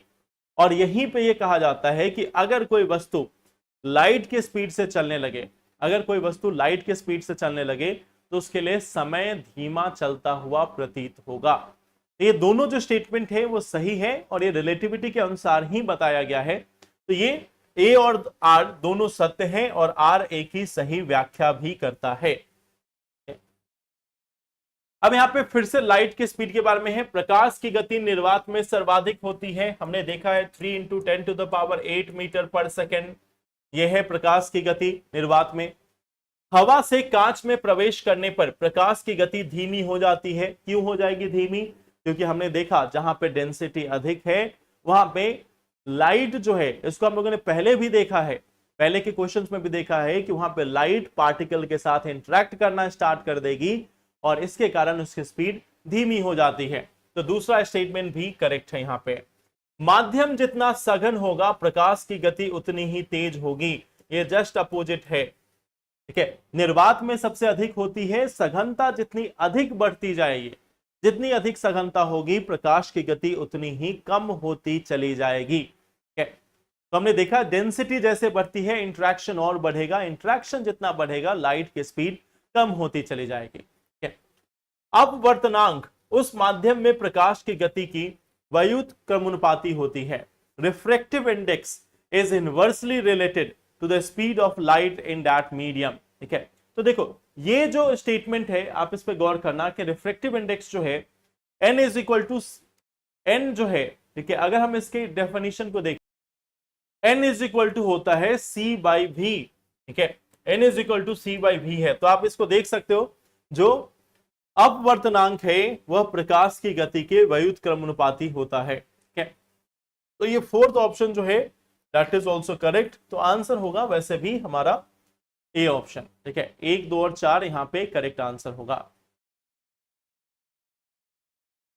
आप सिंपली देख भी सकते हो, जहां पे रिफ्रैक्टिव इंडेक्स जितना ज्यादा है वहां पे लाइट की स्पीड उतनी ही कम होती है। जैसे मान लो जितना डेंस मीडियम होगा उसका मतलब है रिफ्रैक्टिव इंडेक्स उतना ही अधिक है, और जितना रिफ्रैक्टिव इंडेक्स अधिक है उतना ही लाइट की स्पीड कम होती चली जाएगी। तो आप सेकेंड स्टेटमेंट से भी फोर्थ को डिराइव कर सकते हो। अब है, हाल में ही समाचारों में रहा बार स्टार और बार्नेज किससे संबंधित है? देखो, बार स्टार और बार्नेज जीन जो है वो हमारा जीएम मस्टर्ड से संबंधित है। ठीक है, अब होता क्या है, हमारे यहाँ जो वैरायटी पाई जाती है, ठीक है, उसकी जो प्रोडक्टिविटी है वो कम है, इसकी जो प्रोडक्टिविटी है वो काफी कम है। और इसमें एक और गुण जो देखा जाता है वो है सेल्फ पॉलिनेशन का, यानी ये इसकी जो परागण प्रक्रिया है वह इस मतलब खुद के ही पौधों में उसका सेल्फ पॉलिनेशन हो जाता है। तो इसके कारण इसका हाइब्रिड बनाना भी मुश्किल है। ठीक है, तो इसीलिए यहाँ पे बार्नेज और बार स्टार जीन का इस्तेमाल किया जाता है। ठीक है, अब बार्नेज और बार स्टार का काम क्या होगा ये हम लोग यहाँ पर एक बार थोड़ा इसको डिस्कस करते हैं। अब देखो होता क्या है कि ये जो वरुण है इसमें प्रोडक्टिविटी कम है, सेल्फ पॉलिनेशन भी है। अब हमें इसकी अगर प्रोडक्टिविटी बढ़ानी है तो हमें इसका हाइब्रिड तैयार करना है। हाइब्रिड तैयार करने के लिए सबसे पहले हमें इसका सेल्फ पॉलिनेशन जो है उसको बंद करना है, इसको क्लोज करना है। इसको बंद करने के लिए इसमें एक जीन को ऐड किया जाता है जिसका नाम है बार्नेज। बार्नेज क्या करेगा, इस पौधे की जो सेल्फ पॉलिनेशन एबिलिटी है उसको कर देगा बंद। ये जो सेल्फ पॉलिनेशन एबिलिटी है उसको कर देगा बंद। अब यहां पे हम एक और वेरिएंट यूज करते हैं जो है हीरा। हीरा जो है वो यूरोपियन वेरिएंट है, यूरोपियन वेरिएंट है, और इसकी प्रोडक्टिविटी जो है वो हाई है। अब हम क्या करते हैं, इस हीरा में भी हम एक बार स्टार जीन को ऐड करते हैं। क्यों ऐड करते हैं इसको हम लोग बाद में डिस्कस करेंगे कि क्यों ऐड करते हैं। ठीक है, अब देखो इनके बीच में क्रॉस पॉलिनेशन कराया जाता है, इनके बीच में क्रॉस पॉलिनेशन कराया जाएगा। यानी जो परागन है या परागकण जो है उसको हीरा से वरुण में ट्रांसफर किया जाएगा, हीरा से वरुण में इसको ट्रांसफर किया जाएगा, क्रॉस पॉलिनेशन होगा। तो यहां से तैयार होगा एक हाइब्रिड, यहां से एक हाइब्रिड जो है वो तैयार होता है। अब इस हाइब्रिड में दोनों जीन आ गए, एक तरफ आ गया बार्नेज, ठीक है, और दूसरी तरफ आ गया बार स्टार। तो देखो एक बार हमने सेल्फ पॉलिनेशन बंद करा ली है, लेकिन हमें वापस से सेल्फ पॉलिनेशन चालू करना है। क्यों? क्योंकि नॉर्मल मस्टर्ड प्लांट का गुण क्या है कि वो सेल्फ पॉलिनेशन से ही काम करता है। जो जीएम मस्टर्ड या कोई भी मस्टर्ड है, कोई भी सरसों का फूल है, जो सरसों का पेड़ है, वो हमारा नॉर्मल सेल्फ पॉलिनेशन से ही काम करता है। तो हमने पहले सेल्फ पॉलिनेशन को बंद कराया था, अब इसको वापस से चालू करना है। तो वापस से चालू करने के लिए इस बार्नेज को न्यूट्रलाइज करने के लिए, इसको न्यूट्रल करने के लिए, इसको इनइफेक्टिव बनाने के लिए हम बार स्टार जीन को इसमें पहले से ऐड करके रखते हैं। ठीक है, अब क्या हुआ, यहां से जब पॉलन ग्रेन्स गया है या इनके बीच में क्रॉस पॉलिनेशन आया हुआ है तो इसमें अब दोनों ही चीजें आ गई, बार्नेज भी बार स्टार भी। अब इसके कारण क्या हुआ, इस हाइब्रिड में बार्नेज को खत्म कर दिया किसने, बार स्टार ने। तो अब ये जो हाइब्रिड बना, ये हाइब्रिड सेल्फ पॉलिनेशन कर सकता है, इसकी जो प्रोडक्टिविटी है वो भी बढ़ गई है। क्यों बढ़ गई है, क्योंकि इसका मैचिंग किसके साथ हुआ है, यूरोपियन वेरिएंट हीरा के साथ। तो ये जो हमारा बना इसका नाम भी दिया जाता है DMH11, DMH11, धारा मस्टर्ड हाइब्रिड 11। तो धारा मस्टर्ड हाइब्रिड 11 जो है वो एक वेरिएंट है, वो एक हाइब्रिड है जो वरुण और हीरा के कॉम्बिनेशन से बनाया गया। ठीक है, और इसमें आप देखोगे ये जो DMH11 है इसमें एक और जीन ऐड किया गया है, उसका नाम है बार जीन। तो बार जीन जो है वो एक पर्टिकुलर जो वीडीसाइड है, एक जो पर्टिकुलर जो हमारा जो वीड्स हो जाते हैं खेत में, जो जंगल उग पाते हैं, उनको खत्म करने के लिए एक केमिकल इस्तेमाल किया जाता है बास्ता। तो बास्ता के प्रति एक प्रतिरोधक क्षमता देने के लिए मस्टर्ड में एक और जीन को ऐड किया गया जिसका नाम है बारजीन। तो बार्नीज, बारस्टार और बारजीन तीनों ऐड किया गया है। और ये जिससे ऐड किया गया है, जिस बैक्टीरिया से इस जीन को निकाला गया है, उसका नाम है बैसिलस अमाइलोक्यूफेशियंस। तो बैसिलो अमाइलोक्यूफेशियंस नामक एक बैक्टीरिया से ये जीन्स को ऑब्टेन करके इन पौधों में डाला गया है। तो यहां पे आंसर जो होगा वो जीएम मस्टर्ड होगा। अब ये तो काफी आसान सवाल है, आप में से जितने लोग क्रिकेट खेलते हैं या क्रिकेट देखते हैं उनको ये चीज मालूम जरूर होगा। स्टेटमेंट क्या कह रहा है कि तेज रफ्तार से आती हुई क्रिकेट गेंद को पकड़ते समय फील्डर अपने हाथ पीछे खींच लेता है। यह क्रिया निम्नलिखित में से किसमें मदद करती है? गेंद पर लगाए गए बल को बढ़ाने में, प्रभाव के समय को कम करने में, संवेग परिवर्तन की दर को बढ़ाने में और हाथों द्वारा अनुभव किए जाने वाले बल को कम करने में। तो आई थिंक इसका तो आप सभी को मालूम है कि हाथों द्वारा जो इम्पैक्ट टाइम है उसको हम बढ़ाते हैं। जैसे फोर्स लगा, इंपल्स हुआ, ठीक है, जो इस पे इम्पैक्ट होता उसको हम रिड्यूस करते हैं। उसके लिए हम क्या कर रहे हैं? तो फोर्स है, जो फोर्स है इसमें आप फिर उस पार्ट को देख सकते हो, जो सेकेंड लॉ ऑफ मोशन है उसको भी, sorry second law of motion है उसका भी आप यहाँ पे इस्तेमाल कर सकते हो। फोर्स किस चीज पर डिपेंड करता है? फोर्स जो है वो मास और एक्सेलरेशन पे डिपेंड करता है। ठीक है, फोर्स जो है वो या एक्सेलरेशन पे जो है वो निर्भर करता है, एक्सेलरेशन पर निर्भर करता है। और एक्सेलरेशन जो है वो किस पर निर्भर करता है?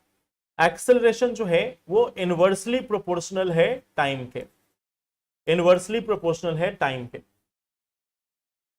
एक्सेलरेशन जो है वो हमारा व्युत्क्रमानुपाती रूप से समय पर निर्भर करता है, यानी समय जितना होगा उतना ही एक्सेलरेशन कम होगा।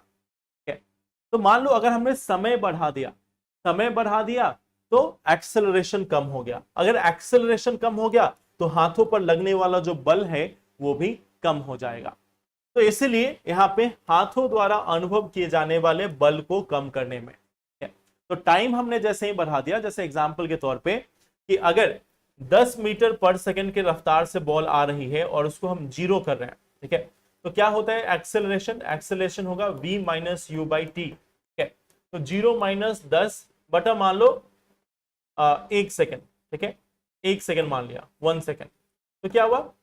10 मीटर पर सेकेंड स्क्वायर माइनस में 10 मीटर पर सेकेंड स्क्वायर, ये इसका एक्सेलरेशन हो गया।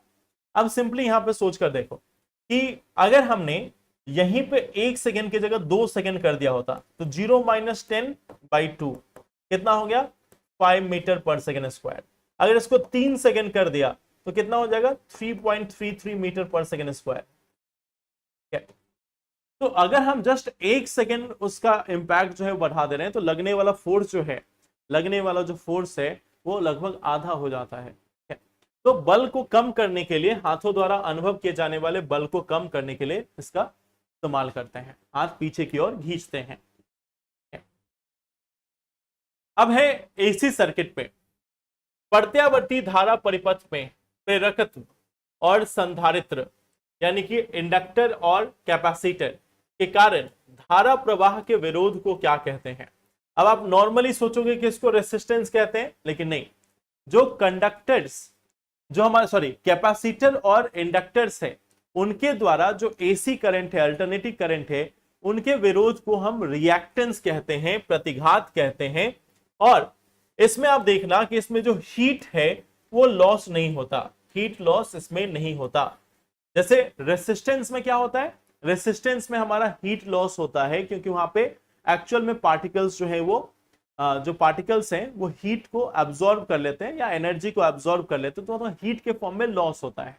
लेकिन इस केस में हीट के फॉर्म में कोई लॉस नहीं होता, इसको हम बोलते हैं रिएक्टेंस। ठीक है, और जो sum total of all reactance होगा वो हमारा इंपेडेंस बन जाता है कि अगर किसी सिस्टम में इंडक्टर्स भी लगे हुए हैं, कैपेसिटर्स भी लगे हुए हैं, तो जो सम टोटल है वो इंपेडेंस कहलाता है।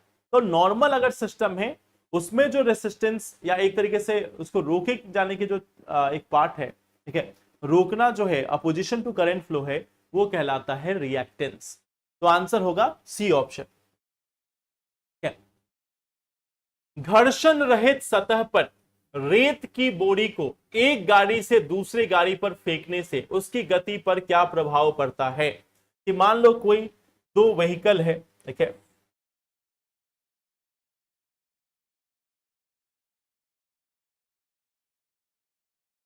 दो अलग अलग व्हीकल है,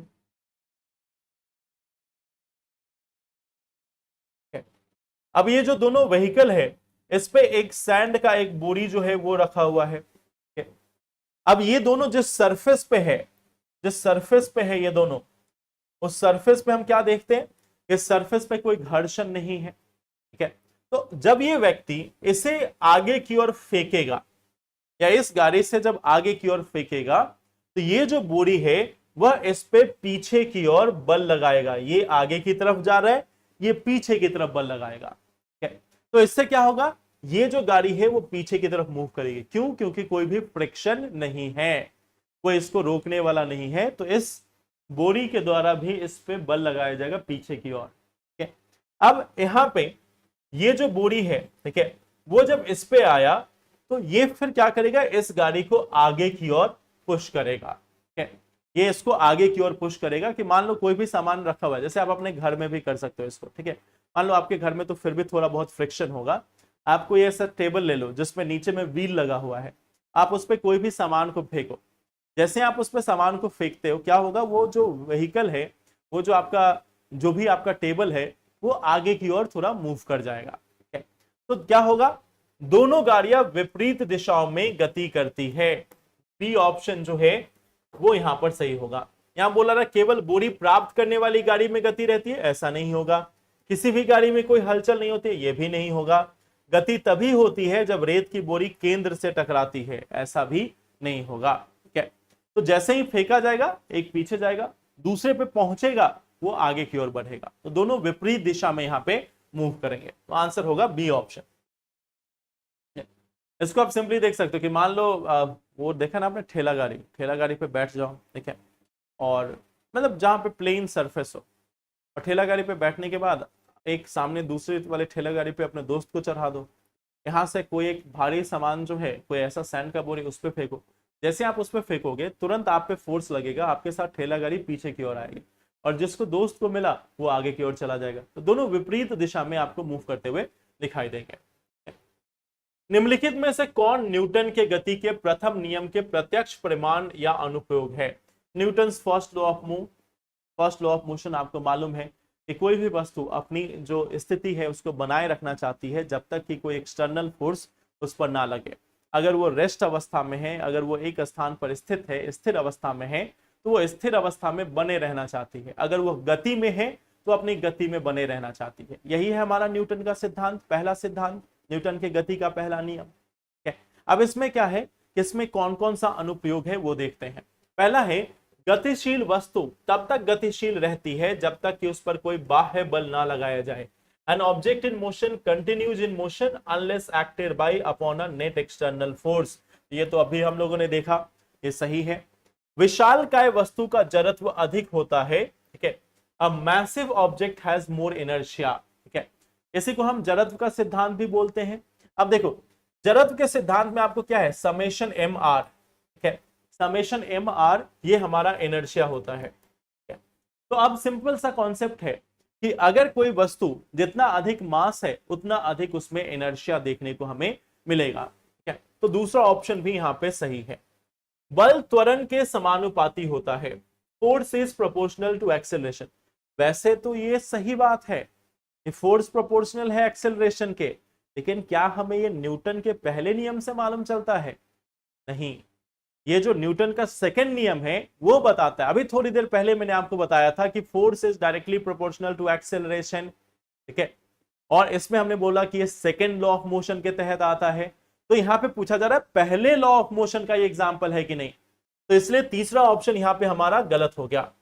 safety belts help in preventing injury due to inertia, ठीक है। जो सेफ्टी बेल्ट होते हैं, कि जो गाड़ियों में सेफ्टी बेल्ट लगे होते हैं, वो सिर्फ दिखाने के लिए नहीं है, तो लगाना भी होता है। क्यों लगाना होता है? कि जैसे ही गाड़ी रुकेगी, मान लो गाड़ी कहीं टकराई, टकराने के बाद क्या होगा, जो व्यक्ति उसमें बैठा हुआ है वह आगे की ओर बढ़ेगा, आगे की ओर जाके वो कार के जो आगे का जो पोर्शन है उससे टकरा सकता है। और उसको चोट लग सकती है, तो उससे बचाव के लिए सेफ्टी बेल्ट लगा होता है जो उसको एक तरीके से रोक कर रखता है ताकि वो आगे फेंका ना जा सके। ठीक है, इसी में आप देखते होंगे कि एयर बैग्स भी लगे होते हैं जो उसको रोकता है किसी चीज से टकराने से। ठीक है, तो ये 1, 2 और 4 ये तीनों यहां पे करेक्ट है। अगले क्वेश्चन पे आते हैं, which of the following statement regarding forces are correct. ठीक है, संतुलित बल वस्तुओं के आकार को बदल देता है। जैसे मान लो ये पेन है, ठीक है, इस पे अगर मैं दोनों तरफ से फोर्स लगाऊं, नहीं मैं तोड़ूंगा नहीं, देखो दोनों तरफ से फोर्स लगाऊं, अगर ये मान लो कोई सिंपल सा वस्तु होता, जैसे मान लो बैलून होता, बैलून पे अगर हम दोनों तरफ से फोर्स लगाएंगे तो क्या होगा, उसका शेप जो है वो चेंज हो जाएगा, उसका जो आकार है वह परिवर्तित होगा।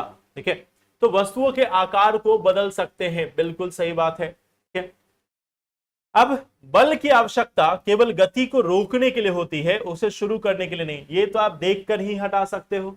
मान लो ये वस्तु है, इसे अगर हमें गति में लाना है तो भी हमें फोर्स लगाना पड़ेगा। तो ये सेकेंड ऑप्शन यहीं पे इनकरेक्ट हो गया। शुद्ध बाह्य असंतुलित बल के परिणाम स्वरूप त्वरण उत्पन्न होता है। A net external unbalance force result in acceleration. एक अनबैलेंस फोर्स है, मान लो इस पे एक ही दिशा से फोर्स लग रहा हो तो क्या होगा, ये गति में आएगा। मतलब पहले इसकी गति 0 थी, मान लो एक कोई भी वस्तु है जो इसकी वस्तु 0 है, ठीक है, अब हमने इस पे फोर्स लगाया तो एक गति में आया, तो क्या हुआ, एक्सेलरेशन, त्वरण इसमें देखा गया। ठीक है, या वस्तु कोई पहले से गति में है, उस पे अगर हमने फोर्स लगाया तब जाके वो रुकेगा। ठीक है, तो इसलिए तीसरा जो ऑप्शन है वो यहां पे सही है, पहला ऑप्शन भी सही है, तो आंसर होगा सी ऑप्शन।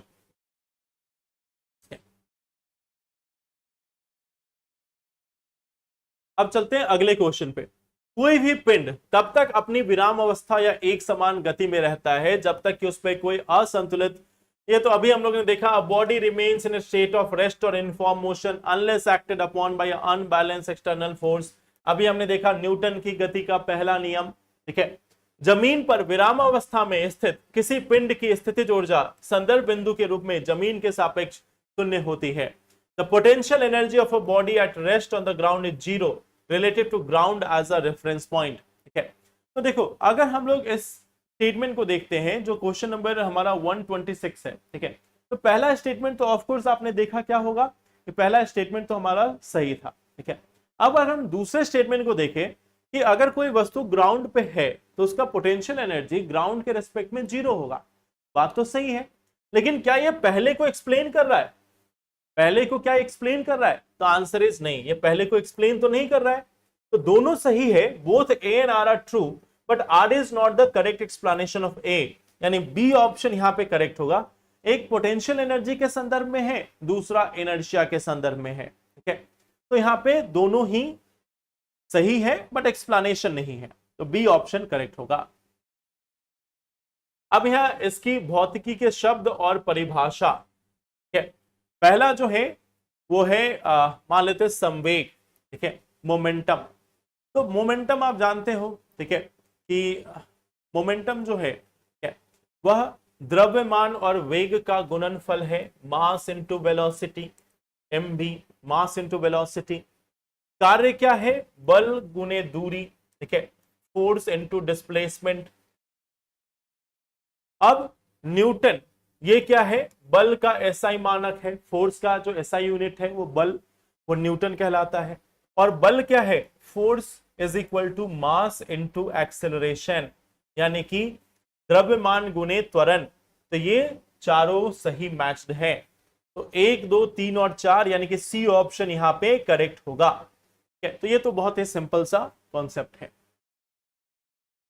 अगले पे आते हैं, चलती बस के अचानक रुक जाने पर यात्री आगे की ओर गिर जाते हैं। बिल्कुल हमने थोड़ी देर पहले ही इसको देखा है, ये भी आपका फर्स्ट लॉ ऑफ मोशन है कि अगर कोई वस्तु मोशन में है तो वह मोशन में बने रहना चाहती है, तो इसलिए ये गिर जाता है।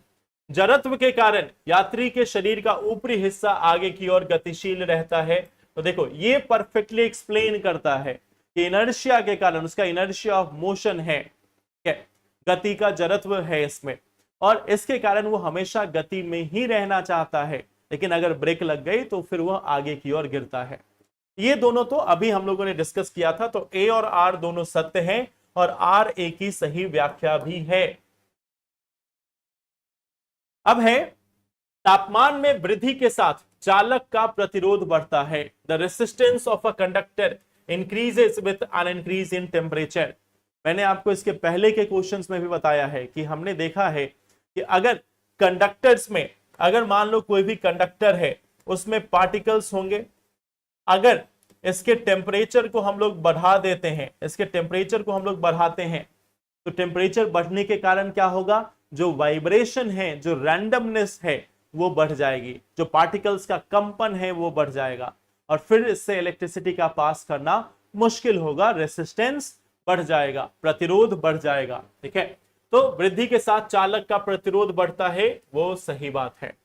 गर्म करने पर धातु में मुक्त इलेक्ट्रॉन की संख्या बढ़ जाती है। अब यहीं पे समझना, इलेक्ट्रॉन मुक्त नहीं हो रहे हैं, मुक्त इलेक्ट्रॉन नहीं हो रहे हैं, मुक्त इलेक्ट्रॉन की संख्या नहीं बढ़ रही है, बल्कि जो पार्टिकल्स है उसका वाइब्रेशन बढ़ रहा है। मुक्त इलेक्ट्रॉन का मतलब फ्री इलेक्ट्रॉन, अगर फ्री इलेक्ट्रॉन बढ़ता है तो हमारा तो कंडक्शन बेहतर होना चाहिए था। अगर फ्री इलेक्ट्रॉन बढ़ता है तो हमें बेहतर रूप से कंडक्शन होना चाहिए था। यहाँ पे फ्री इलेक्ट्रॉन नहीं बढ़ता, बल्कि जो कंपन है, जो वाइब्रेशन है पार्टिकल्स की, वो बढ़ जाती है। यहाँ पे जो रैंडमनेस है वो बढ़ जाती है, तो इसके कारण रेसिस्टेंस बढ़ता है। तो ये ऑप्शन हमारा गलत हो गया, तो ए सत्य है लेकिन आर असत्य है। क्वेश्चन नंबर 129, 129 नंबर क्वेश्चन जो है, 129 नंबर क्वेश्चन, इसका आंसर होगा C, A is true but R is false. अब ये है ये जो है वो आपको concave lens, sorry convex lens के बारे में है कि प्रतिबिंब की विशेषताएं क्या होगी। तो देखो एक सिंपल हम लोग कॉन्वेक्स लेंस बनाते हैं। ठीक है, ये मान लो 2f हो गया, ये हो गया हमारा f, f और 2f। अब ये क्या बोला है, पहला 2f की दूरी पर मान लो यहां पे अगर कोई भी ऑब्जेक्ट है, यहां से रेज ऑफ लाइट पहुंचेगी, रेज ऑफ लाइट जो है यहां पे पहुंची, उसके बाद मान लो एक तो यहां पे पहुंच गई, अब दूसरा इसको हम लोग फोकस से गुजारते हैं, फोकस से होके गुजरी, ये पैरेलल हो जाएगी, तो ये सेम साइज का बनेगा। ठीक है, क्या हुआ, अगर 2f पे है तो हमने क्या देखा, रियल बना, ठीक है, फिर बना इन्वर्टेड और बना सेम साइज का, यानी कि ये होगा वास्तविक, उल्टा और आकार में सेम, तो इसका हो गया सेकेंड ऑप्शन।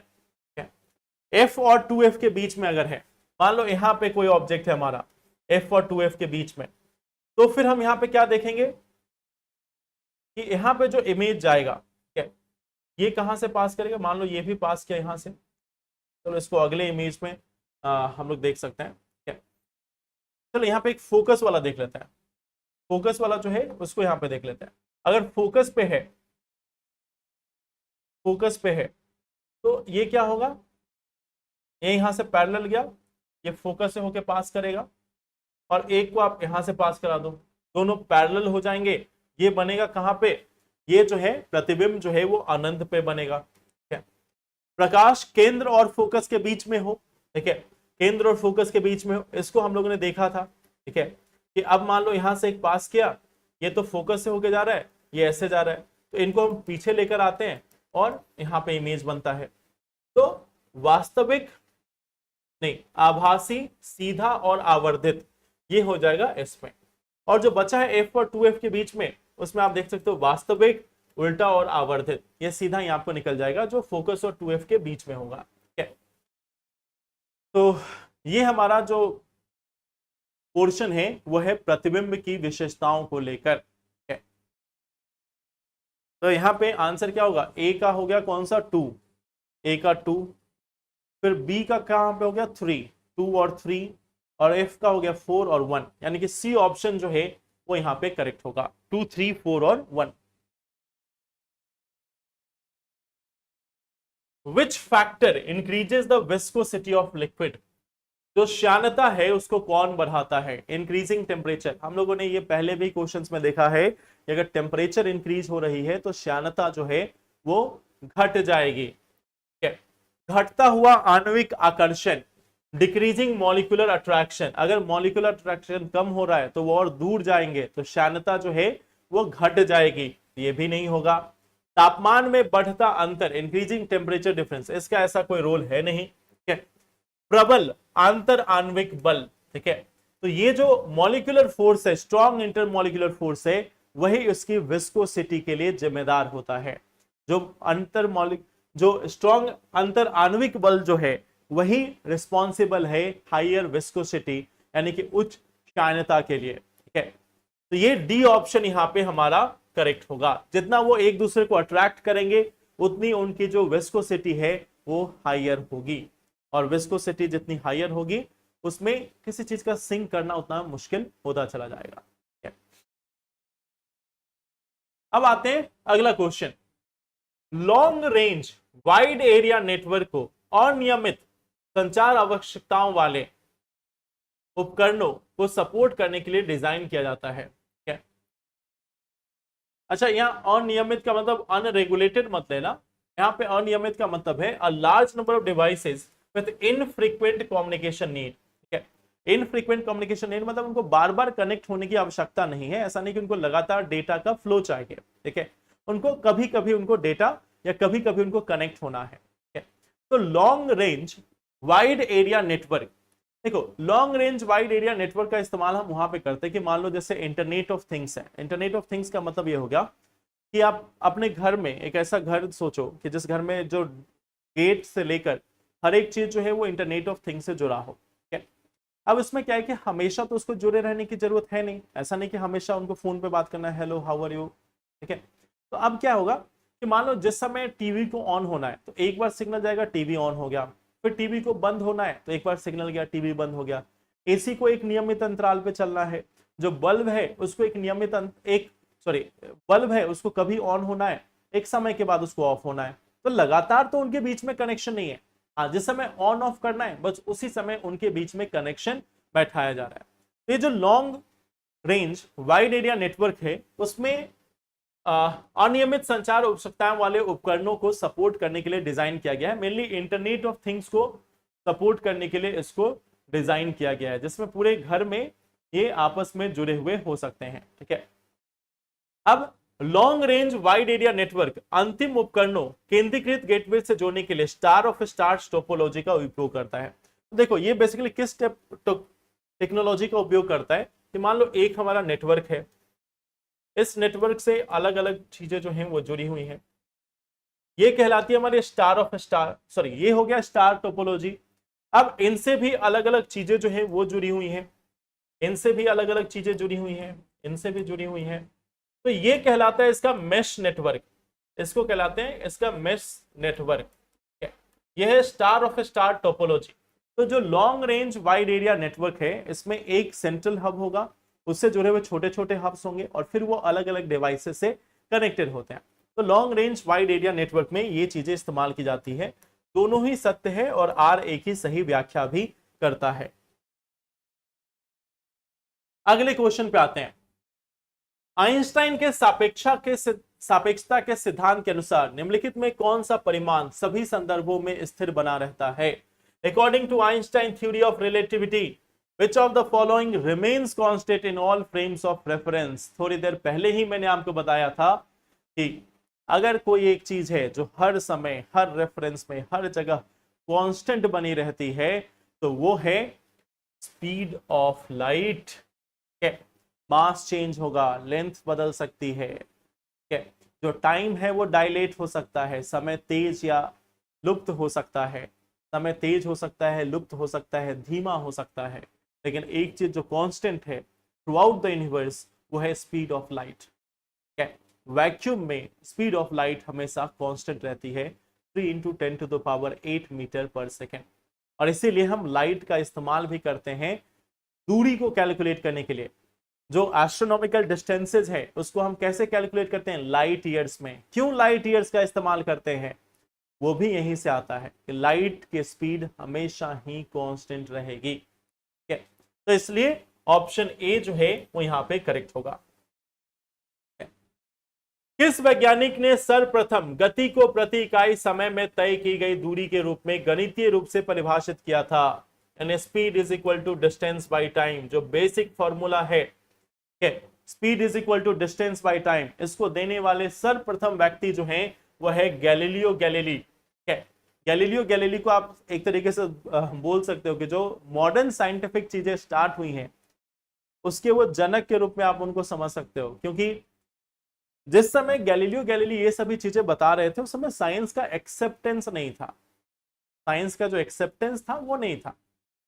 बाद में धीरे धीरे रिनासा हुआ, चीजें परिवर्तित हुई, लोगों ने साइंस को एक्सेप्ट करना स्टार्ट किया, जब न्यूटन और बाकी लोग आए तब तक काफी चीजें अनुकूल हो चुकी थी। ठीक है, जैसे सेम तरीके से देख लो कि मान लो फॉर एग्जांपल जिस समय सचिन तेंदुलकर या जिस समय में कपिल देव या बाकी लोग खेले थे उस समय भारतीय क्रिकेट की स्थिति उतनी अनुकूल नहीं थी, उतना ज्यादा नॉलेज नहीं था या उतनी ज्यादा एक्सपीरियंस नहीं थे। लेकिन बाद के जो अभी के जो बैट्समैन आए हैं they have got the all the things ready कि बीसीसीआई बहुत पावरफुल है, अपने पिचेज है, अपने प्लेग्राउंड है, सभी चीजें हैं, तो समय परिवर्तित होता है। तो गैलीलियो जो है उसी तरीके से जिस समय ये सारी चीजों के बारे में बता रहे थे तब क्या कॉन्सेप्ट था कि तब साइंस का एक्सेप्टेंस नहीं था। अगर बोल दिया जाए कि सूर्य जो है वो पृथ्वी के चारों ओर नहीं घूमती, पृथ्वी सूर्य के चारों ओर घूमती है, तो चर्च गुस्सा हो जाएगा। ठीक है, तो इसी के लिए व्हाट वी सी दैट कि गैलीलियो और गैलीली ने सबसे पहले एक कॉन्सेप्ट दिया, speed is equal to distance by time. What is the approximate angular velocity of earth rotation about its axis? ठीक है, तो अब देखो ये जो पार्ट है ये आप सिंपली कैलकुलेट करके निकाल सकते हो। पृथ्वी का जो रोटेशन जो है, पृथ्वी का रोटेशन आपको मालूम है जो 24 घंटे में लगभग पूरा होता है। 24 घंटे का मतलब है लगभग 86,400 सेकेंड। 86,400 सेकेंड में ये लगभग पूरा होता है। अब ये 86,400 सेकेंड में पूरा होता है, एंगुलर मोमेंटम आपको निकालना है 2 पाई बाई टी। तो 2 पाई डिवाइडेड बाई 86,400 सेकेंड, इसको आप कैलकुलेट करोगे तो आपका वैल्यू निकलेगा 7.27 into 10 to the power -5 radian per second. तो ये इसका एंगुलर मोमेंटम होता है, अर्थ की जो एंगुलर वेलोसिटी है वो इतनी होगी।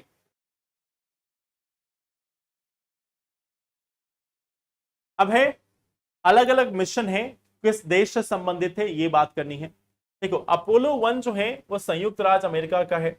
ये आपको वही प्रोग्राम है जिसमें जो मून है उसके सरफेस पे, मून के सरफेस पे जो लोग पहुंचे थे वही मिशन है अपना अपोलो 11। ठीक है, जब मून पे पहुंचा गया था तो ये अपोलो 11 की तरह से नील आर्मस्ट्रॉन्ग है। तो ये हमारा अपोलो 11 है। जो चंद्रयान 3 है आपको मालूम है ऑफकोर्स भारत का है। चंद्रयान 3 में हमने क्या देखा कि जो प्रज्ञान रोवर है, प्रज्ञान रोवर इसको चंद्रमा की सतह पर चलाया गया और इसमें जो लैंडर का इस्तेमाल किया गया था, जो प्रज्ञान को लेकर उतरा था, वो है विक्रम लैंडर। तो ये विक्रम लैंडर जो है वो चंद्रमा की सतह पर लेकर उतरा था प्रज्ञान रोवर को, और प्रज्ञान रोवर ने चंद्रमा पर घूम घूम कर अलग अलग सैंपल्स कलेक्ट करके उस पर एक्सपेरिमेंट परफॉर्म किया। अभी आपको मालूम है चंद्रयान 4 जो है वो भी प्लान हो चुका है। चंद्रयान 4 में क्या एम रखा गया है? चंद्रयान एम रखा गया है कि हम वहां से सैंपल को कलेक्ट करके वापस लाएंगे। ठीक है, सैंपल को कलेक्ट करेंगे और उसको वहां पे अर्थ पे वापस लाएंगे, यानी कि वहां पे चट्टान मिट्टी जो है उसको कलेक्ट करके वापस लेकर आएंगे। ठीक है, इसके अलावा चंद्रयान 5 जो है CH5 ये भी अनाउंस हो चुका है।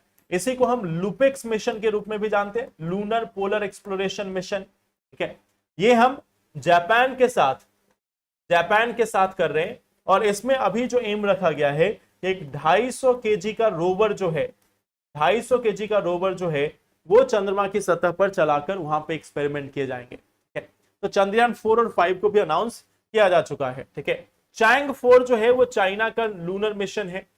चाइना का जो लूनर मिशन है वो है चैंग 4, चैंग 6 तक आ चुके हैं। ठीक है, जो लूना 2 है वो रशिया का है। लूना 2 जो है वो रशिया का पहला मिशन, रशिया का मिशन है। ठीक है, लूना 2 की अगर हम लोग बात करें तो ये मून की तरफ जाने वाला, ठीक है, मिशन है, जो पहला सोवियत मिशन बना जो सक्सेसफुली यहाँ पे पहुंच पाया था। ठीक है, तो हमारा अपोलो 1 जिसमें बज एल्ड्रिन और नील आर्मस्ट्रॉन्ग पहुंचे थे। चंद्रयान तो आप जानते ही हो। इसके पहले चंद्रयान 2 में आपने देखा होगा कि एक ऑर्बिटर जो है वो चंद्रमा पे प्लेस किया गया। उस समय जो लैंडर और रोवर था वो फेल हो गया था, क्रैश लैंडिंग हुई थी। भारत का सबसे पहला चंद्रयान था जो क्रैश लैंडिंग करने के लिए ही डिजाइन किया गया था। पहला जो चंद्रयान 1 2008 में लॉन्च हुआ, फिर 2019 में, फिर 2023 में। तो 3 अलग अलग मिशन भारत ने चंद्रमा पर भेजे हैं। तो क्या होना चाहिए आंसर? 3, 4, 2 और 1। 3, 4, 2 और 1, यानी कि ए ऑप्शन यहां पे करेक्ट है। हाँ, नैनो प्रौद्योगिकी में नैनो स्केल आमतौर पर किस आकार सीमा को दर्शाता है? ठीक है, देखो अब ये जो है वो याद करना बहुत ही सिंपल है। अगर आपको इसको याद करना हो तो ये बहुत ही सिंपल एक तरीका हो सकता है इसको याद करने का। और सिंपली क्या है, इसमें आपको बहुत सारी चीजें आएंगी, जैसे deci, centi, millimetre, deca, deci centi, millimetre, micro, nano, picometre, micro, nano, pico. ठीक है, अगर आप इन 6 को भी याद करो, ठीक है, तो ये बहुत सा सिंपल सा है कि मान लो यहाँ पे आप डेसी, जब हम लोग आते हैं डेसी सेंटीमीटर पे, ठीक है, तो डेसी सेंटीमीटर में क्या होता है? 10 टू द पावर -1। ठीक है, फिर ये हो गया 10 टू द पावर -2, फिर ये हो गया 10 टू द पावर -3। अब इसके बाद जो है वो ऐसे जाएगा 10 to the power -6, 10 to the power -9 और 10 टू द पावर -12 तक। तो यहां पे ये समझना कि मिली सेंटीमीटर के बाद माइक्रो क्या होगा? 10 टू द पावर -4 से लेकर 10 टू द पावर -6 तक। नैनो क्या हो गया? 10 टू द पावर -7 से लेकर 10 टू द पावर -9 तक। और पिको क्या हो गया? 10 टू द पावर -10 से लेकर 10 टू द पावर -12 तक। तो ऐसे ये काम करता है। तो जो नैनो है वो 10 टू द पावर -7 से लेकर, ये जो पार्ट है ये हमारा आंसर हो गया, 10 टू द पावर -9 से लेकर 10 टू द पावर -7 तक, यानी कि 100 नैनोमीटर जो है, जो 100 नैनोमीटर है वो हो गया 10 to the power -7 metre. 10 to the power -7 metre जो है वो 100 नैनोमीटर के बराबर हो गया। इसके अलावा भी आप देखोगे पीको के नीचे भी आता है फिर फेम्टो, फेम्टो के बाद एटो, जेप्टो, योक्टो। तो इसके बाद आएगा आपको फेम्टो। फेम्टो में क्या हो जाएगा? जैसे हमने देखा 10 टू द पावर -12 है, तो अब इसको कर देंगे 10 टू द पावर -15। तो ये हमारा फेम्टो हो गया। इसके बाद एटो, जेप्टो और योक्टो को भी आप लिख सकते हो। एटो, जेप्टो और योक्टो। तो ये 10 to the power -18, 10 to the power -21, 10 to the power -24। तो यहां तक आप इसको ले जा सकते हो योक्टोमीटर तक, 10 टू द पावर -24।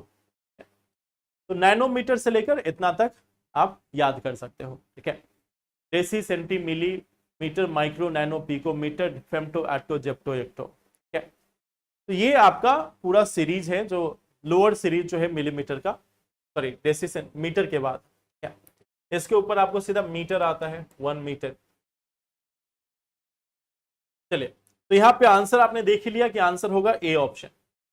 अब है अगला, निम्नलिखित में से किस माध्यम में प्रकाश सबसे धीमी गति से चलता है? सबसे स्लो किस में होगा? ठीक है, अब देखो सबसे फास्ट किस में होगा? निर्वात में। उसके बाद किस में आएगा? ये होगा सबसे फास्ट। सेकंड नंबर पे हवा होगी। अब तीसरे नंबर पे होगा जल, चौथे नंबर पे होगा कांच। यानी कि सबसे धीमा किस में चलेगा? कांच में चलेगा। आप सिंपली जानते हो कि ग्लास जो है वो ज्यादा डेंस है वाटर की तुलना में। जो ग्लास की जो डेंसिटी है वो वाटर की तुलना में ज्यादा होगी, ये तो इतना तो आपको देखकर ही मालूम चलता है। ठीक है, पानी और ग्लास की डेंसिटी को आप देखकर ही समझ सकते हो कि पानी की जो डेंसिटी है वो ग्लास से कम होगी। तो ग्लास में हमें देखने को मिलेगा ये सबसे धीमा चलेगा। तो आंसर होगा B option, glass. Rotational motion, घूर्णी गति का उदाहरण कौन सा है? घूर्णी गति का मतलब होता है अपनी एक्सिस पर, अपने ही एक्सिस पे अगर कोई रोटेट कर रहा है, जैसे ये रोटेट कर रहा है अपने ही एक्सिस पे, तो ये घूर्णी गति यानी कि रोटेट हो रहा है। ये कोई भी वस्तु है वो अपनी ही एक्सिस पे, अपनी ही एक्सिस पे अगर रोटेट हो तो उसको हम बोलते हैं रोटेशनल मोशन या घूर्णी motion. A car turning around a circular race track, अगर कार इस तरीके से मूव कर रही है तो ये तो सर्कुलर मोशन हुआ। कार अगर वहीं पे घूमना स्टार्ट हो जाए तब उसको हम रोटेशन मोशन बोलेंगे, तो ये तो नहीं हुआ। A fan spinning on its axis, ये हमारा रोटेशन स्पीड का एग्जांपल होगा। ठीक है। A satellite orbiting earth in a circular path, तो यही तो हो गया ना कि अर्थ यहां पे इसके चारों तरफ चक्कर लगा रहे हैं, सर्कुलर मोशन हुआ। अगर सैटेलाइट वहीं पे घूमता रहता अपने एक्सिस पे, जैसे कि पृथ्वी अपने अक्ष पे घूर्णन करती है, तो होता रोटेशन स्पीड, तो ये भी नहीं हुआ। अ जिम्नास्ट परफॉर्मिंग अ सोमरसॉल्ट, ठीक है, हवा में कलाबाजी करता हुआ एक जिम्नास्ट। ठीक है, तो आप देखते हो ना कि पूरा घूमते हैं अपनी बॉडी को, मींस सिर के बल पर कूद कर फिर खड़े हो जाते हैं, तो ये मींस क्योंकि वो एक दूरी तय कर ले रहे हैं, अपने एक्सिस पे घूम नहीं रहे, वो अपनी दूरी तय कर ले रहे हैं, तो उसको हम बोलते हैं सिंपली, ये हमारा रोटेशनल मोशन का एग्जांपल नहीं होगा। यहाँ पे बस अपनी धुरी पर घूमता हुआ पंखा जो है वह रोटेशनल का एग्जांपल होगा। इसमें से हो सकता है कई लोग जो है वो सैटेलाइट वाला करके आए हो, सैटेलाइट जो है वो रोटेट करे, नहीं, सैटेलाइट रिवॉल्व करता है, परिक्रमा करता है। Which of the following is a common application of photoelectric devices in light detection? निम्नलिखित में कौन सा प्रकाश संसूचन में फोटो इलेक्ट्रिक उपकरणों का एक सामान्य अनुप्रयोग है? फोटो इलेक्ट्रिक क्या होता है? देखो, फोटो इलेक्ट्रिक में एक सिंपल ये है कि जहां पे लाइट फॉल करेगी, जहां पे प्रकाश आयतित होगा, वहां पे इलेक्ट्रिसिटी जैसा कुछ जनरेट होगा, जैसे कि हमने सोलर पैनल में देखा था पहले भी कि सोलर पैनल पे लाइट इंसिडेंट होती है। मैंने आपको फोटो इलेक्ट्रिक इफेक्ट बताया भी है पहले के क्वेश्चन में कि जहां पे लाइट इंसिडेंट होगी वहां पे इलेक्ट्रॉन्स फ्लो करेंगे, इलेक्ट्रॉन्स में एनर्जी आएगी, वो मूव करेंगे, और इलेक्ट्रॉन्स की मूवमेंट को हम करंट कहते हैं। तो यहां पे बोला एक्सरे इमेजिंग, एक्सरे आपको मालूम है इलेक्ट्रोमैग्नेटिक वेव है, अब तो आपको ये क्लियर है। तो यहाँ पे हम इलेक्ट्रोमैग्नेटिक वेव के माध्यम से हम क्या करते हैं, अगर वो हमारे बॉडी से जाकर पास करता है तो हमें जो जो हमारा बोन्स है उसको छोड़कर बाकी सभी जगह से आसानी से पास करता है, हमें बोन का एक इमेज जो है वो मिलता है, तो ये तो नहीं होगा। अल्ट्रासोनिक, ये साउंड का है, इसमें तो लाइट की कोई बात ही नहीं है। अल्ट्रासोनिक, अल्ट्रासोनिक वेव्स साउंड का है, इसमें कोई उपयोग नहीं है। ठीक है, अब है चुंबकीय अनुनाद इमेजिंग, मैग्नेटिक रेजोनेंस इमेजिंग, इसमें भी हम मैग्नेटिक फील्ड्स का इस्तेमाल करेंगे, ये भी कोई ऐसा काम नहीं है। Photo diode light sensor, photo diode light sensor, एक ऐसा डायोड, एक ऐसा सेमीकंडक्टर जो फोटो यानी कि लाइट की मदद से काम करता है। तो अब आपको आई थिंक नाम से ही क्लियर हो गया होगा, फोटो डायोड लाइट सेंसर, एक ऐसा सेमीकंडक्टर जो लाइट को डिटेक्ट करने में इस्तेमाल करे, that is photo diode light sensor. तो सी ऑप्शन यहां पे करेक्ट होगा। अब है घर्षण के संबंध में निम्नलिखित कथनों में कौन सा से सही है? Friction always opposes the relative motion between two surfaces in contact, घर्षण संपर्क में आने वाली दो सतहों के बीच सापेक्ष गति का सदैव विरोध करता है। ठीक है, तो ये तो बिल्कुल सही है, फ्रिक्शन का काम ही है अपोज करना, फ्रिक्शन जो है वो हमेशा गति को अपोज करता है, तो पहला ऑप्शन तो यहां पे हमारा करेक्ट होता है। स्थिर घर्षण सामान्यतः गतिज घर्षण से अधिक होता है। ये आपने आसानी से देखा होगा कि मान लो आपके घर में कोई पुरानी अलमारी पड़ी हुई है, कोई पुराना बक्सा पड़ा हुआ है, आप उसको पुश करते हो, धक्का लगाते हो, तो जब तक वह अपनी स्थिति में है आपके द्वारा उस पर अधिक बल लगाया जाएगा, लेकिन एक बार जैसे वह मोशन में आ गई फिर आपके द्वारा लगाए जाने वाला जो बल है वह स्वतः कम आपको लगता है। यहाँ अब हमें कम बल लगाना पड़ रहा है अगर वो गति में आ चुका है। तो ऐसा क्यों होता है? इसलिए होता है क्योंकि फ्रिक्शन का एक मूल कारण है इंटरलॉकिंग पैटर्न का बनना है। कि मान लो अगर कोई भी सरफेस है, ये सरफेस अगर आप देखते हो तो आपको प्लेन लगता है, बट वास्तव में जो सरफेस है वो कुछ इस तरीके से होगा। अगर आप उसको माइक्रोस्कोपिक रूप में देखोगे तो आपको सरफेस कुछ ऐसा नजर आता है। अभी जो सरफेस है अगर वह इरेगुलर है, इस पे जो वस्तु है वो भी इरेगुलर है, चाहे भले ही वो आपको बहुत ही प्लेन दिखे, मान लो ये आपको बहुत प्लेन दिखेगा लेकिन ये भी इरेगुलर है, और इसी के कारण हम क्या देखते हैं, उसमें एक इंटरलॉकिंग पैटर्न बनता है। तो जैसे हम पुश करते हैं, जब तक इंटरलॉकिंग पैटर्न बना हुआ है, जब तक इंटरलॉकिंग पैटर्न बना हुआ है तब तक वो आसानी से मूव नहीं करेगा। लेकिन जैसे वो इंटरलॉकिंग पैटर्न टूट गया, अब वह आसानी से गति में आ जाता है। ठीक है, तो हम क्या देखते हैं, स्थिर घर्षण सामान्यतः गतिज घर्षण से अधिक होता है, ये भी करेक्ट है, ये भी करेक्ट है। स्नेहक का उपयोग करके घर्षण को समाप्त किया जा सकता है। देखो समाप्त करना तो पॉसिबल नहीं होगा, आप देखकर ही समझ सकते हो, एक्सट्रीम स्टेटमेंट है कि फ्रिक्शन को एलिमिनेट कर दिया, कम जरूर हो जाएगी, बहुत ही कम हो जाएगी, लेकिन समाप्त नहीं कर सकते। ठीक है, तो ये ऑप्शन यहां पे गलत हो गया। फ्रिक्शन प्रोड्यूसेस हीट, घर्षण से उष्मा उत्पन्न होती है। आपने देखा होगा, जो जब भी आप साइकिल भी चलाते हो या जब फैन चलता है, कोई भी वस्तु अगर मोशन में है, कोई मशीन मोशन में है, तो वो गर्म होती है। क्यों गर्म होती है? क्योंकि घर्षण के कारण जो ऊर्जा है वह लॉस होती है, और जो ऊर्जा का लॉस है वो हीट के रूप में, उष्मा के रूप में होता है। तो इसलिए फोर्थ ऑप्शन यहां पे हमारा करेक्ट है, आंसर होगा सी ऑप्शन 1, 2 और 4। चलिए अगले क्वेश्चन पे आते हैं। Which of the following is our advantages of 3D printing technology? 3D printing तकनीक का लाभ क्या है? देखो 3D प्रिंटिंग क्या है कि मान लो आपको कोई इस प्रकार से डिजाइन बनाना है, इस प्रकार से कोई डिजाइन बनाना है। अब मान लो आप इसको लकड़ी को काट काट के बनाते हो, तो पहले आपने लकड़ी को ऐसा वाला काटा, फिर लकड़ी को ऐसे काटा, फिर लकड़ी को ऐसे काटा, फिर इसके लिए काटा, फिर इसके लिए काटा, फिर इसके लिए काटा, बीच में फिल करने के लिए आप अलग काटोगे। तो हर बार उसको शेप देने के लिए आपको काटना पड़ता है। या मान लो आपके पास एक लकड़ी का पूरा ऐसा ब्लॉक है, ठीक है, इस लकड़ी के ब्लॉक में से आपको इस तरीके की आकृति डालनी है, तो आप क्या करोगे, इसको कुछ इस प्रकार से बनाओगे, ठीक है, और साइड साइड से भी कुछ हटाओगे। मतलब ये जो पोर्शन है, ये जो पोर्शन है, इसको आप क्या कर रहे हो, हटा रहे हो, इस पोर्शन को आप हटा रहे हो, ठीक है, फिर हमारे पास ऐसा आकृति बना। मतलब एटलीस्ट आपके पास जो लॉस है, जो लॉस है वो एक साइड में इतना, दूसरे साइड में भी इतने लकड़ी का लॉस हुआ, ठीक है, और साइड साइड में भी कुछ लॉस होगा जब भी आप फर्नीचर बनवाते हो। तो 3D प्रिंटिंग टेक्नोलॉजी क्या करती है कि वो लेयर बाय लेयर डालती जाती है, कि पहले वो एक लेयर डालेगी, फिर दूसरा, फिर तीसरा, फिर चौथा, इस टाइप से लेयर बाय लेयर क्रिएट करती जाएगी, लेयर बाय लेयर क्रिएट करेगी, और फिर धीरे धीरे उस लेयर को कम करती चली जाएगी, ताकि लास्ट में आपको ऐसा ही एक आकृति जो है वो बन के आ जाए। तो यहाँ पे जो रिसोर्स का जो वेस्ट है वो मिनिमम लेवल पे होता है, लेयर बाय लेयर उसको पुट करती चली जाएगी, और फिर हमारा वो स्ट्रक्चर बन जाएगा। ठीक है, तो इसमें हम क्या देखते हैं, सामग्री की बर्बादी में कमी, रिड्यूस्ड मटेरियल वेस्टेज, ये ऑफ कोर्स सही है। तीव्र प्रोटोटाइपिंग और customisation, rapid prototyping and customisation, हम अपने अनुसार तीव्रता से नए प्रोटोटाइप्स कर सकते हैं, उसको कस्टमाइज कर सकते हैं, उसको चेंज कर सकते हैं।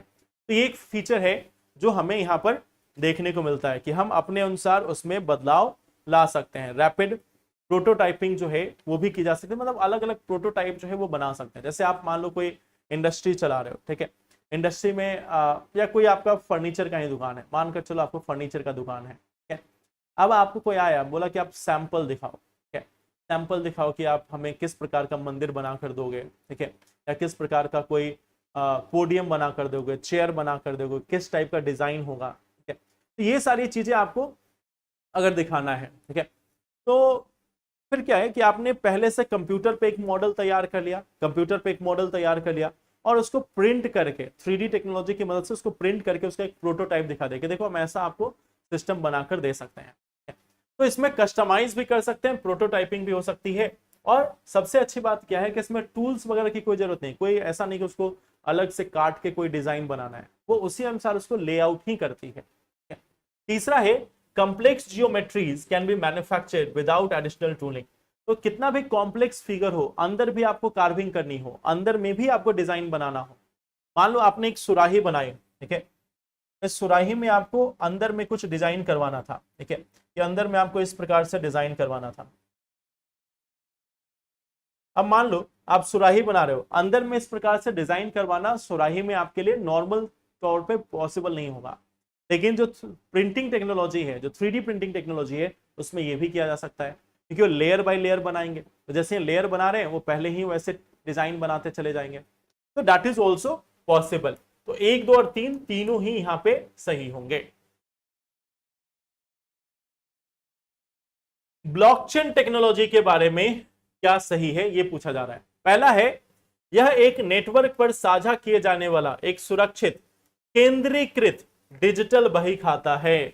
सेंट्रलाइज नहीं होता, ब्लॉकचेन डिसेंट्रलाइज होता है, यानी एक व्यक्ति के हाथों में कंट्रोल नहीं होता। जो अलग अलग नोड्स हैं उसको नोड कहा जाता है, कि अलग अलग जो उसमें नोड है उनके द्वारा इस सिस्टम को कंट्रोल किया जाता है। ठीक है, कि जैसे मान लो कि एक कोई ब्लॉकचेन टेक्नोलॉजी बनी, ठीक है, तो ब्लॉकचेन टेक्नोलॉजी में क्या होगा, अलग अलग व्यक्ति होंगे, वो सभी व्यक्ति मिलकर ही कोई डेटा को ऐड या डिलीट कर सकते हैं।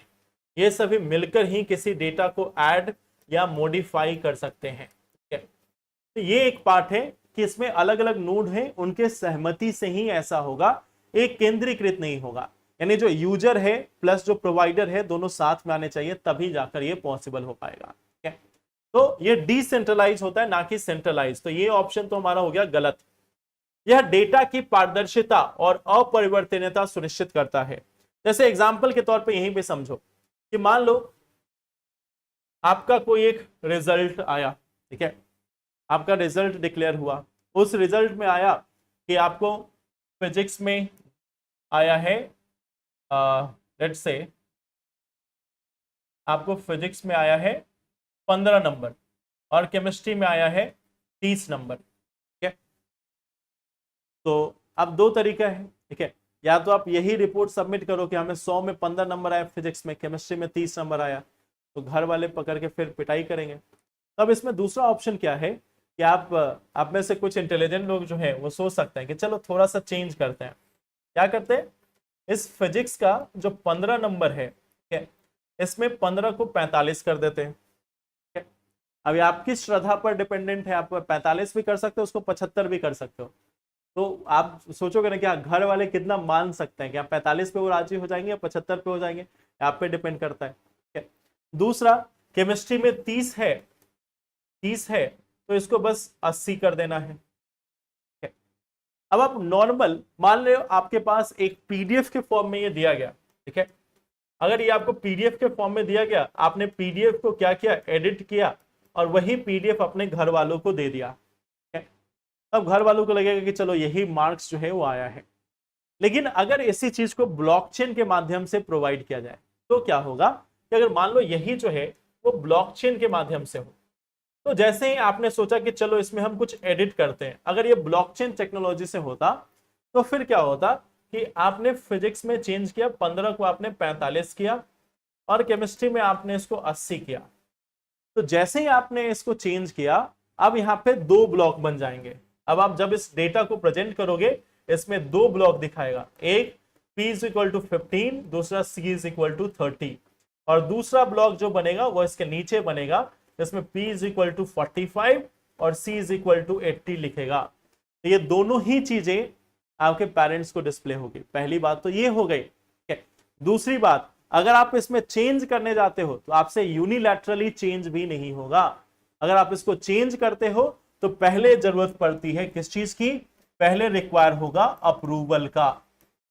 और अप्रूवल कौन करेगा, मान लो एक नोड आप हो गए, एक नोड स्कूल हो गया या इंस्टीट्यूशन हो गया, एक नोड आपके पेरेंट हो गए, तो किसी एक को अप्रूव करना पड़ेगा, तभी जाके ये ब्लॉकचेन टेक्नोलॉजी काम कर पाएगी। कि मान लो स्कूल ने अप्रूव कर दिया तब जाके वो चेंज हुआ, या पेरेंट्स ने अप्रूव किया तब जाके वो चेंज किया, अब बाकी को भी दिखेगा कि इसमें चेंज हुआ है।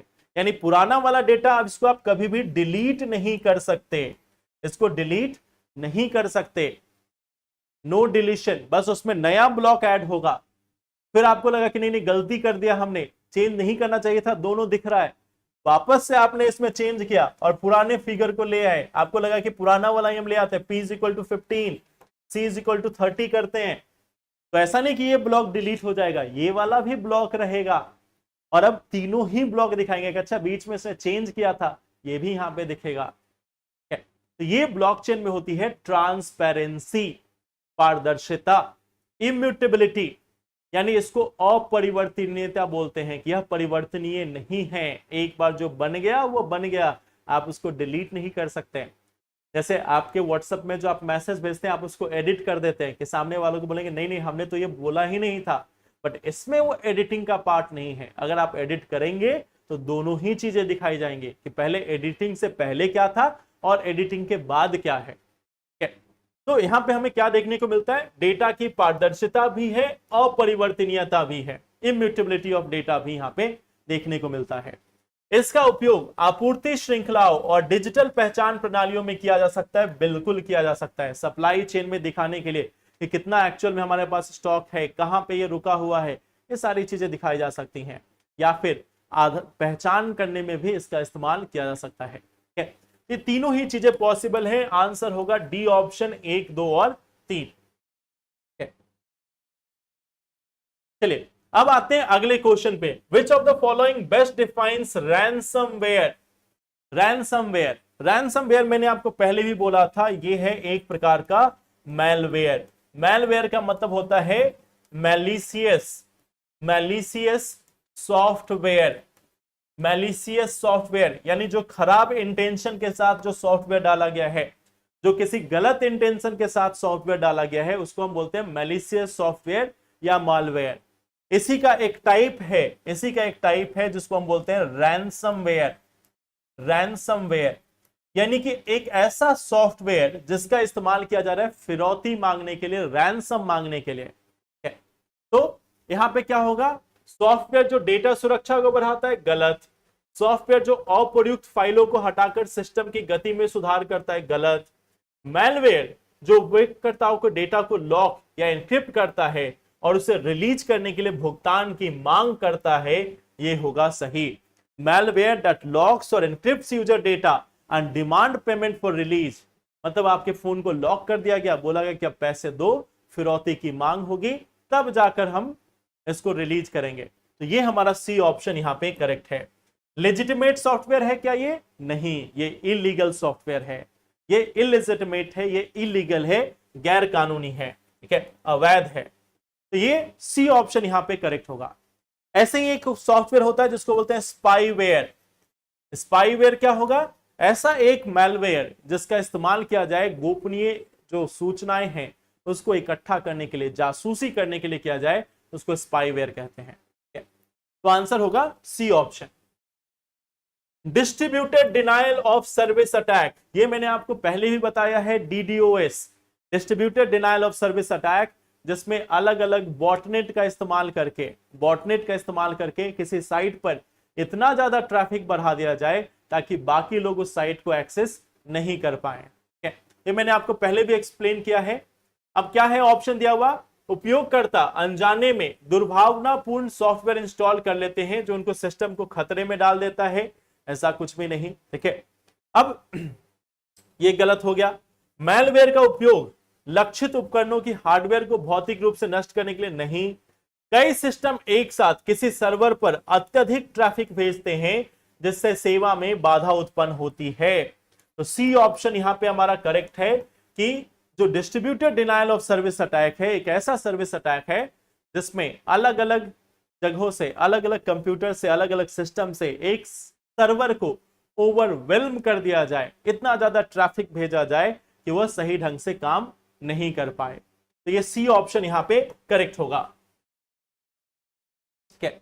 अब ये है सर्ट इन। सर्ट इन जो है वो basically computer emergency response team है, साइबर इमरजेंसी रिस्पांस टीम है हमारी, ठीक है। तो भारत में साइबर सुरक्षा घटनाओं पर प्रतिक्रिया देने हेतु राष्ट्रीय नोडल एजेंसी है, बिल्कुल ये भारत की नोडल एजेंसी है साइबर सिक्योरिटी इंसिडेंट्स के लिए, ठीक है। यह इलेक्ट्रॉनिक्स और सूचना प्रौद्योगिकी मंत्रालय के अंतर्गत कार्य करता है। तो जो दूसरा ऑप्शन है, अगर आप देखोगे जो सेकेंड ऑप्शन है, ये कह रहा है कि ये जो इलेक्ट्रॉनिक्स मंत्रालय है, इलेक्ट्रॉनिक्स एंड इंफॉर्मेशन टेक्नोलॉजी, उसके तहत ये संस्था काम करती है, ठीक है। तो दूसरा ऑप्शन जो है वो भी सही है, 24/7 हेल्प डेस्क है ये, तो ये भी सही है। It is responsible for enforcing, लागू करने के लिए नहीं, ये रिस्पॉन्स देता है, मतलब सॉल्यूशन देने वाला है, ये हेल्प डेस्क के रूप में है। एनफोर्समेंट किसके द्वारा होगा? पुलिस के द्वारा होगा, जो लोकल पुलिस है उसके द्वारा ये एनफोर्समेंट की जाती है। आपने देखा होगा अलग अलग जगहों पे साइबर थाना बना हुआ है, तो साइबर थाना जो है वह इन मामलों को टैकल करती है। तो तीसरा ऑप्शन गलत है, पहला और दूसरा यहाँ पे करेक्ट है। अब यह है large language model. Large language model ये आपका एआई से संबंधित है। ये एक मशीन लर्निंग मॉडल है जो मानव भाषा के टेक्स्ट को समझने और बनाने में सक्षम है। ठीक है, तो जो लार्ज लर्निंग मॉडल्स है वो बेसिकली लार्ज लर्निंग मॉडल्स जो है वो एआई का ही एक तरीके से आप समझ सकते हो, जो जैसे डीप सीक और बाकी सारी चीजें हैं जो ह्यूमन टेक्स्ट को समझ पाए, ह्यूमन स्पीच को समझ पाए, ह्यूमन लैंग्वेज को समझ पाए, उन्हीं को हम बोलते हैं लार्ज लर्निंग मॉडल्स। ये पहला ऑप्शन जो है वो यहाँ पे करेक्ट है। It is developed by machine learning particularly through a neural network architecture. इसे मशीन लर्निंग विशेष रूप से न्यूरल नेटवर्क आर्किटेक्चर के माध्यम से विकसित किया जाता है। मैंने आपको बताया था आर्टिफिशियल न्यूरल नेटवर्क के बारे में। ठीक है, तो इसी प्रकार के नेटवर्क की मदद से लार्ज लैंग्वेज मॉडल्स को डेवलप किया जाता है। जो लार्ज लैंग्वेज मॉडल्स जो है वो ह्यूमन जो स्पीच है, ह्यूमन टेक्स्ट है, उसको समझ पाने में सक्षम होते हैं। तो दूसरा यहाँ पे करेक्ट है। तीसरा है, इसका उपयोग मुख्यतः संख्यात्मक डेटा विश्लेषण के लिए किया जाता है और यह सामान्य भाषा का टेक्स्ट को संसाधित नहीं कर सकता। अभी हम लोगों ने जितनी बार भी बात की है वो यही बोला है कि ह्यूमन लैंग्वेज को समझने के लिए इसको स्पेशली बनाया गया है। जैसे जो भी आपका एआई सिस्टम है जो आपकी बातों को समझ पाता है, उसके अनुसार रिस्पॉन्ड दे पाता है, तो ये हमारा लार्ज लैंग्वेज मॉडल कहलाता है। तो यहाँ पे ओनली 1 और 2 जो है वो सही है। Electrochemical device that transform chemical energy into electrical energy is called fuel cell. ईंधन सेल क्या होता है? इसमें जो इलेक्ट्रिकल एनर्जी जो केमिकल एनर्जी है उसको हम चेंज करते हैं इलेक्ट्रिकल एनर्जी में। जो फ्यूल सेल टेक्नोलॉजी है उसमें आप देखना होगा हाइड्रोजन फ्यूल सेल टेक्नोलॉजी होती है। तो इसमें क्या है, इस फ्यूल सेल टेक्नोलॉजी में क्या किया जाता है कि मान लो यहाँ पे भी हम हाइड्रोजन की सप्लाई करते हैं। ठीक है, हाइड्रोजन की सप्लाई से क्या होगा, इसमें कैथोड एनोड जो है वो मौजूद होगा, हाइड्रोजन की सप्लाई होगी, हाइड्रोजन जो है वो स्प्लिट होगा, हाइड्रोजन जो है वो स्प्लिट होगा और फिर इस हाइड्रोजन के स्प्लिट होने से उसमें रिएक्शन जो है मींस जो इलेक्ट्रॉन प्रोटॉन है उसका मूवमेंट होगा और इलेक्ट्रॉन का मूवमेंट होगा, आयंस का मूवमेंट होगा और इसके कारण इलेक्ट्रिसिटी फ्लो करती है। तो जो इलेक्ट्रिसिटी का फ्लो है उससे फिर हम व्हीकल को चला सकते हैं या बाकी चीजों को चला सकते हैं। तो फ्यूल सेल टेक्नोलॉजी जो है वो बेसिकली बैटरी टेक्नोलॉजी है, एक तरीके से आप समझ सकते हो बैटरी टेक्नोलॉजी है, बस ट्रेडिशनल जो लेड बैटरी है उससे अलग है। ये ज्यादातर हाइड्रोजन फ्यूल सेल बनाया जाता है, हाइड्रोजन फ्यूल सेल जिससे वाहन भी चलाया जा सकता है। तो ये केमिकल एनर्जी को इलेक्ट्रिकल एनर्जी में चेंज करता है। अब यहाँ पे ग्रीन हाइड्रोजन ईंधन एक विद्युत रासायनिक प्रक्रिया का उपयोग करके ऊर्जा उत्पन्न करता है जिसमें केवल ऊष्मा और जल उप उत्पाद के रूप में उत्सर्जित होते हैं। तो यहाँ पे इलेक्ट्रोलिसिस ऑफ वाटर होता है। इलेक्ट्रोलिसिस ऑफ वाटर में आपको मालूम है सिर्फ हाइड्रोजन और ऑक्सीजन जो गैस है, ठीक है, हाइड्रोजन और ऑक्सीजन गैस जो है वह कंबाइन, जो हाइड्रोजन और ऑक्सीजन गैस है वो यहाँ पे रिलीज होगा, या H2O जो है वो यहाँ पे रिलीज होगा, H2O जो है वो यहाँ पे रिलीज होगा। तो ग्रीन हाइड्रोजन की अगर हम लोग बात करें, ग्रीन हाइड्रोजन की बात करें तो इसमें इलेक्ट्रोलिसिस ऑफ वाटर से इसको बनाते हैं, इसमें हमें ग्रीन हाइड्रोजन बना और ग्रीन हाइड्रोजन को जब हम जलाएंगे, ठीक है, तो ग्रीन हाइड्रोजन को जलाने पे फिर हमें उसका बाई प्रोडक्ट क्या निकलेगा, सिर्फ ऊष्मा और H2O ही निकलेगा। ठीक है, H2 + O2 जब भी हम लाएंगे तो क्या बनेगा, H2O ही बनेगा और हीट निकलेगा। ठीक है, तो ग्रीन हाइड्रोजन को हम ऑब्टेन करते हैं इलेक्ट्रोलिसिस ऑफ वाटर से, जिसमें हम रिन्यूएबल एनर्जी का इस्तेमाल करते हैं। तो ये दोनों ही स्टेटमेंट यहाँ पे करेक्ट है। अगला है what does Zigbee primarily relate to in the field of technology. Zigbee किससे संबंधित है? ठीक है, जिग्बी जो है वो भी आपका बेसिकली अगर आप देखोगे ये mesh network home automation protocol है। ठीक है, तो जो इंटरनेट ऑफ थिंग्स है उनको कनेक्ट करने के लिए एक सिस्टम जो बनाया जाता है वो है जिग्बी सिस्टम। ठीक है, तो एक लो पावर में यह सिस्टम काम करता है जिसमें बैटरी ऑपरेटेड जो सेंसर्स हैं या बाकी सभी चीजें जो है वो काम करती है। जैसे आपने देखा होगा ना कि मोशन के अकॉर्डिंग लाइट जो है वो ऑन ऑफ होती है या बाकी सभी चीजें होती है। तो ये जिग्बी नेटवर्क की तरह होता है, एक मेश नेटवर्क ऑपरेटेड प्रोटोकॉल है जिसका इस्तेमाल किया जाता है ऑटोमेशन में, यानी स्वतः ढंग से किसी सिस्टम को चलाने के लिए। तो इंटरमीडिएट नोड्स की मदद से इसमें काम किया जाता है। तो ये पहला ऑप्शन जो है वो यहां पे करेक्ट है। Which of the following is not correctly matched, ये है आपका लास्ट क्वेश्चन। ठीक है, यहां पे है कि कौन इसमें से करेक्टली मैच्ड नहीं है। अब देखो, आइसो बार जो है आपको मालूम है ये वायु दाब से रिलेटेड है। ठीक है, आइसो हाइप्स जो है ये ऊंचाई के संदर्भ में है। आइसो हेलाइन जो है वो हिमपात के संदर्भ में नहीं है, ये लवणता के संदर्भ में है। कि जो भी पॉइंट जिसमें सेम सैलिनिटी लेवल है, जो ओशियंस में खासकर इसका इस्तेमाल किया जाता है, जो सेम सैलिनिटी लेवल पे सभी क्षेत्र है उसको दिखाने के लिए हम आइसो हेलाइन का इस्तेमाल करते हैं। तो ये हमारा गलत है और यही आंसर होगा।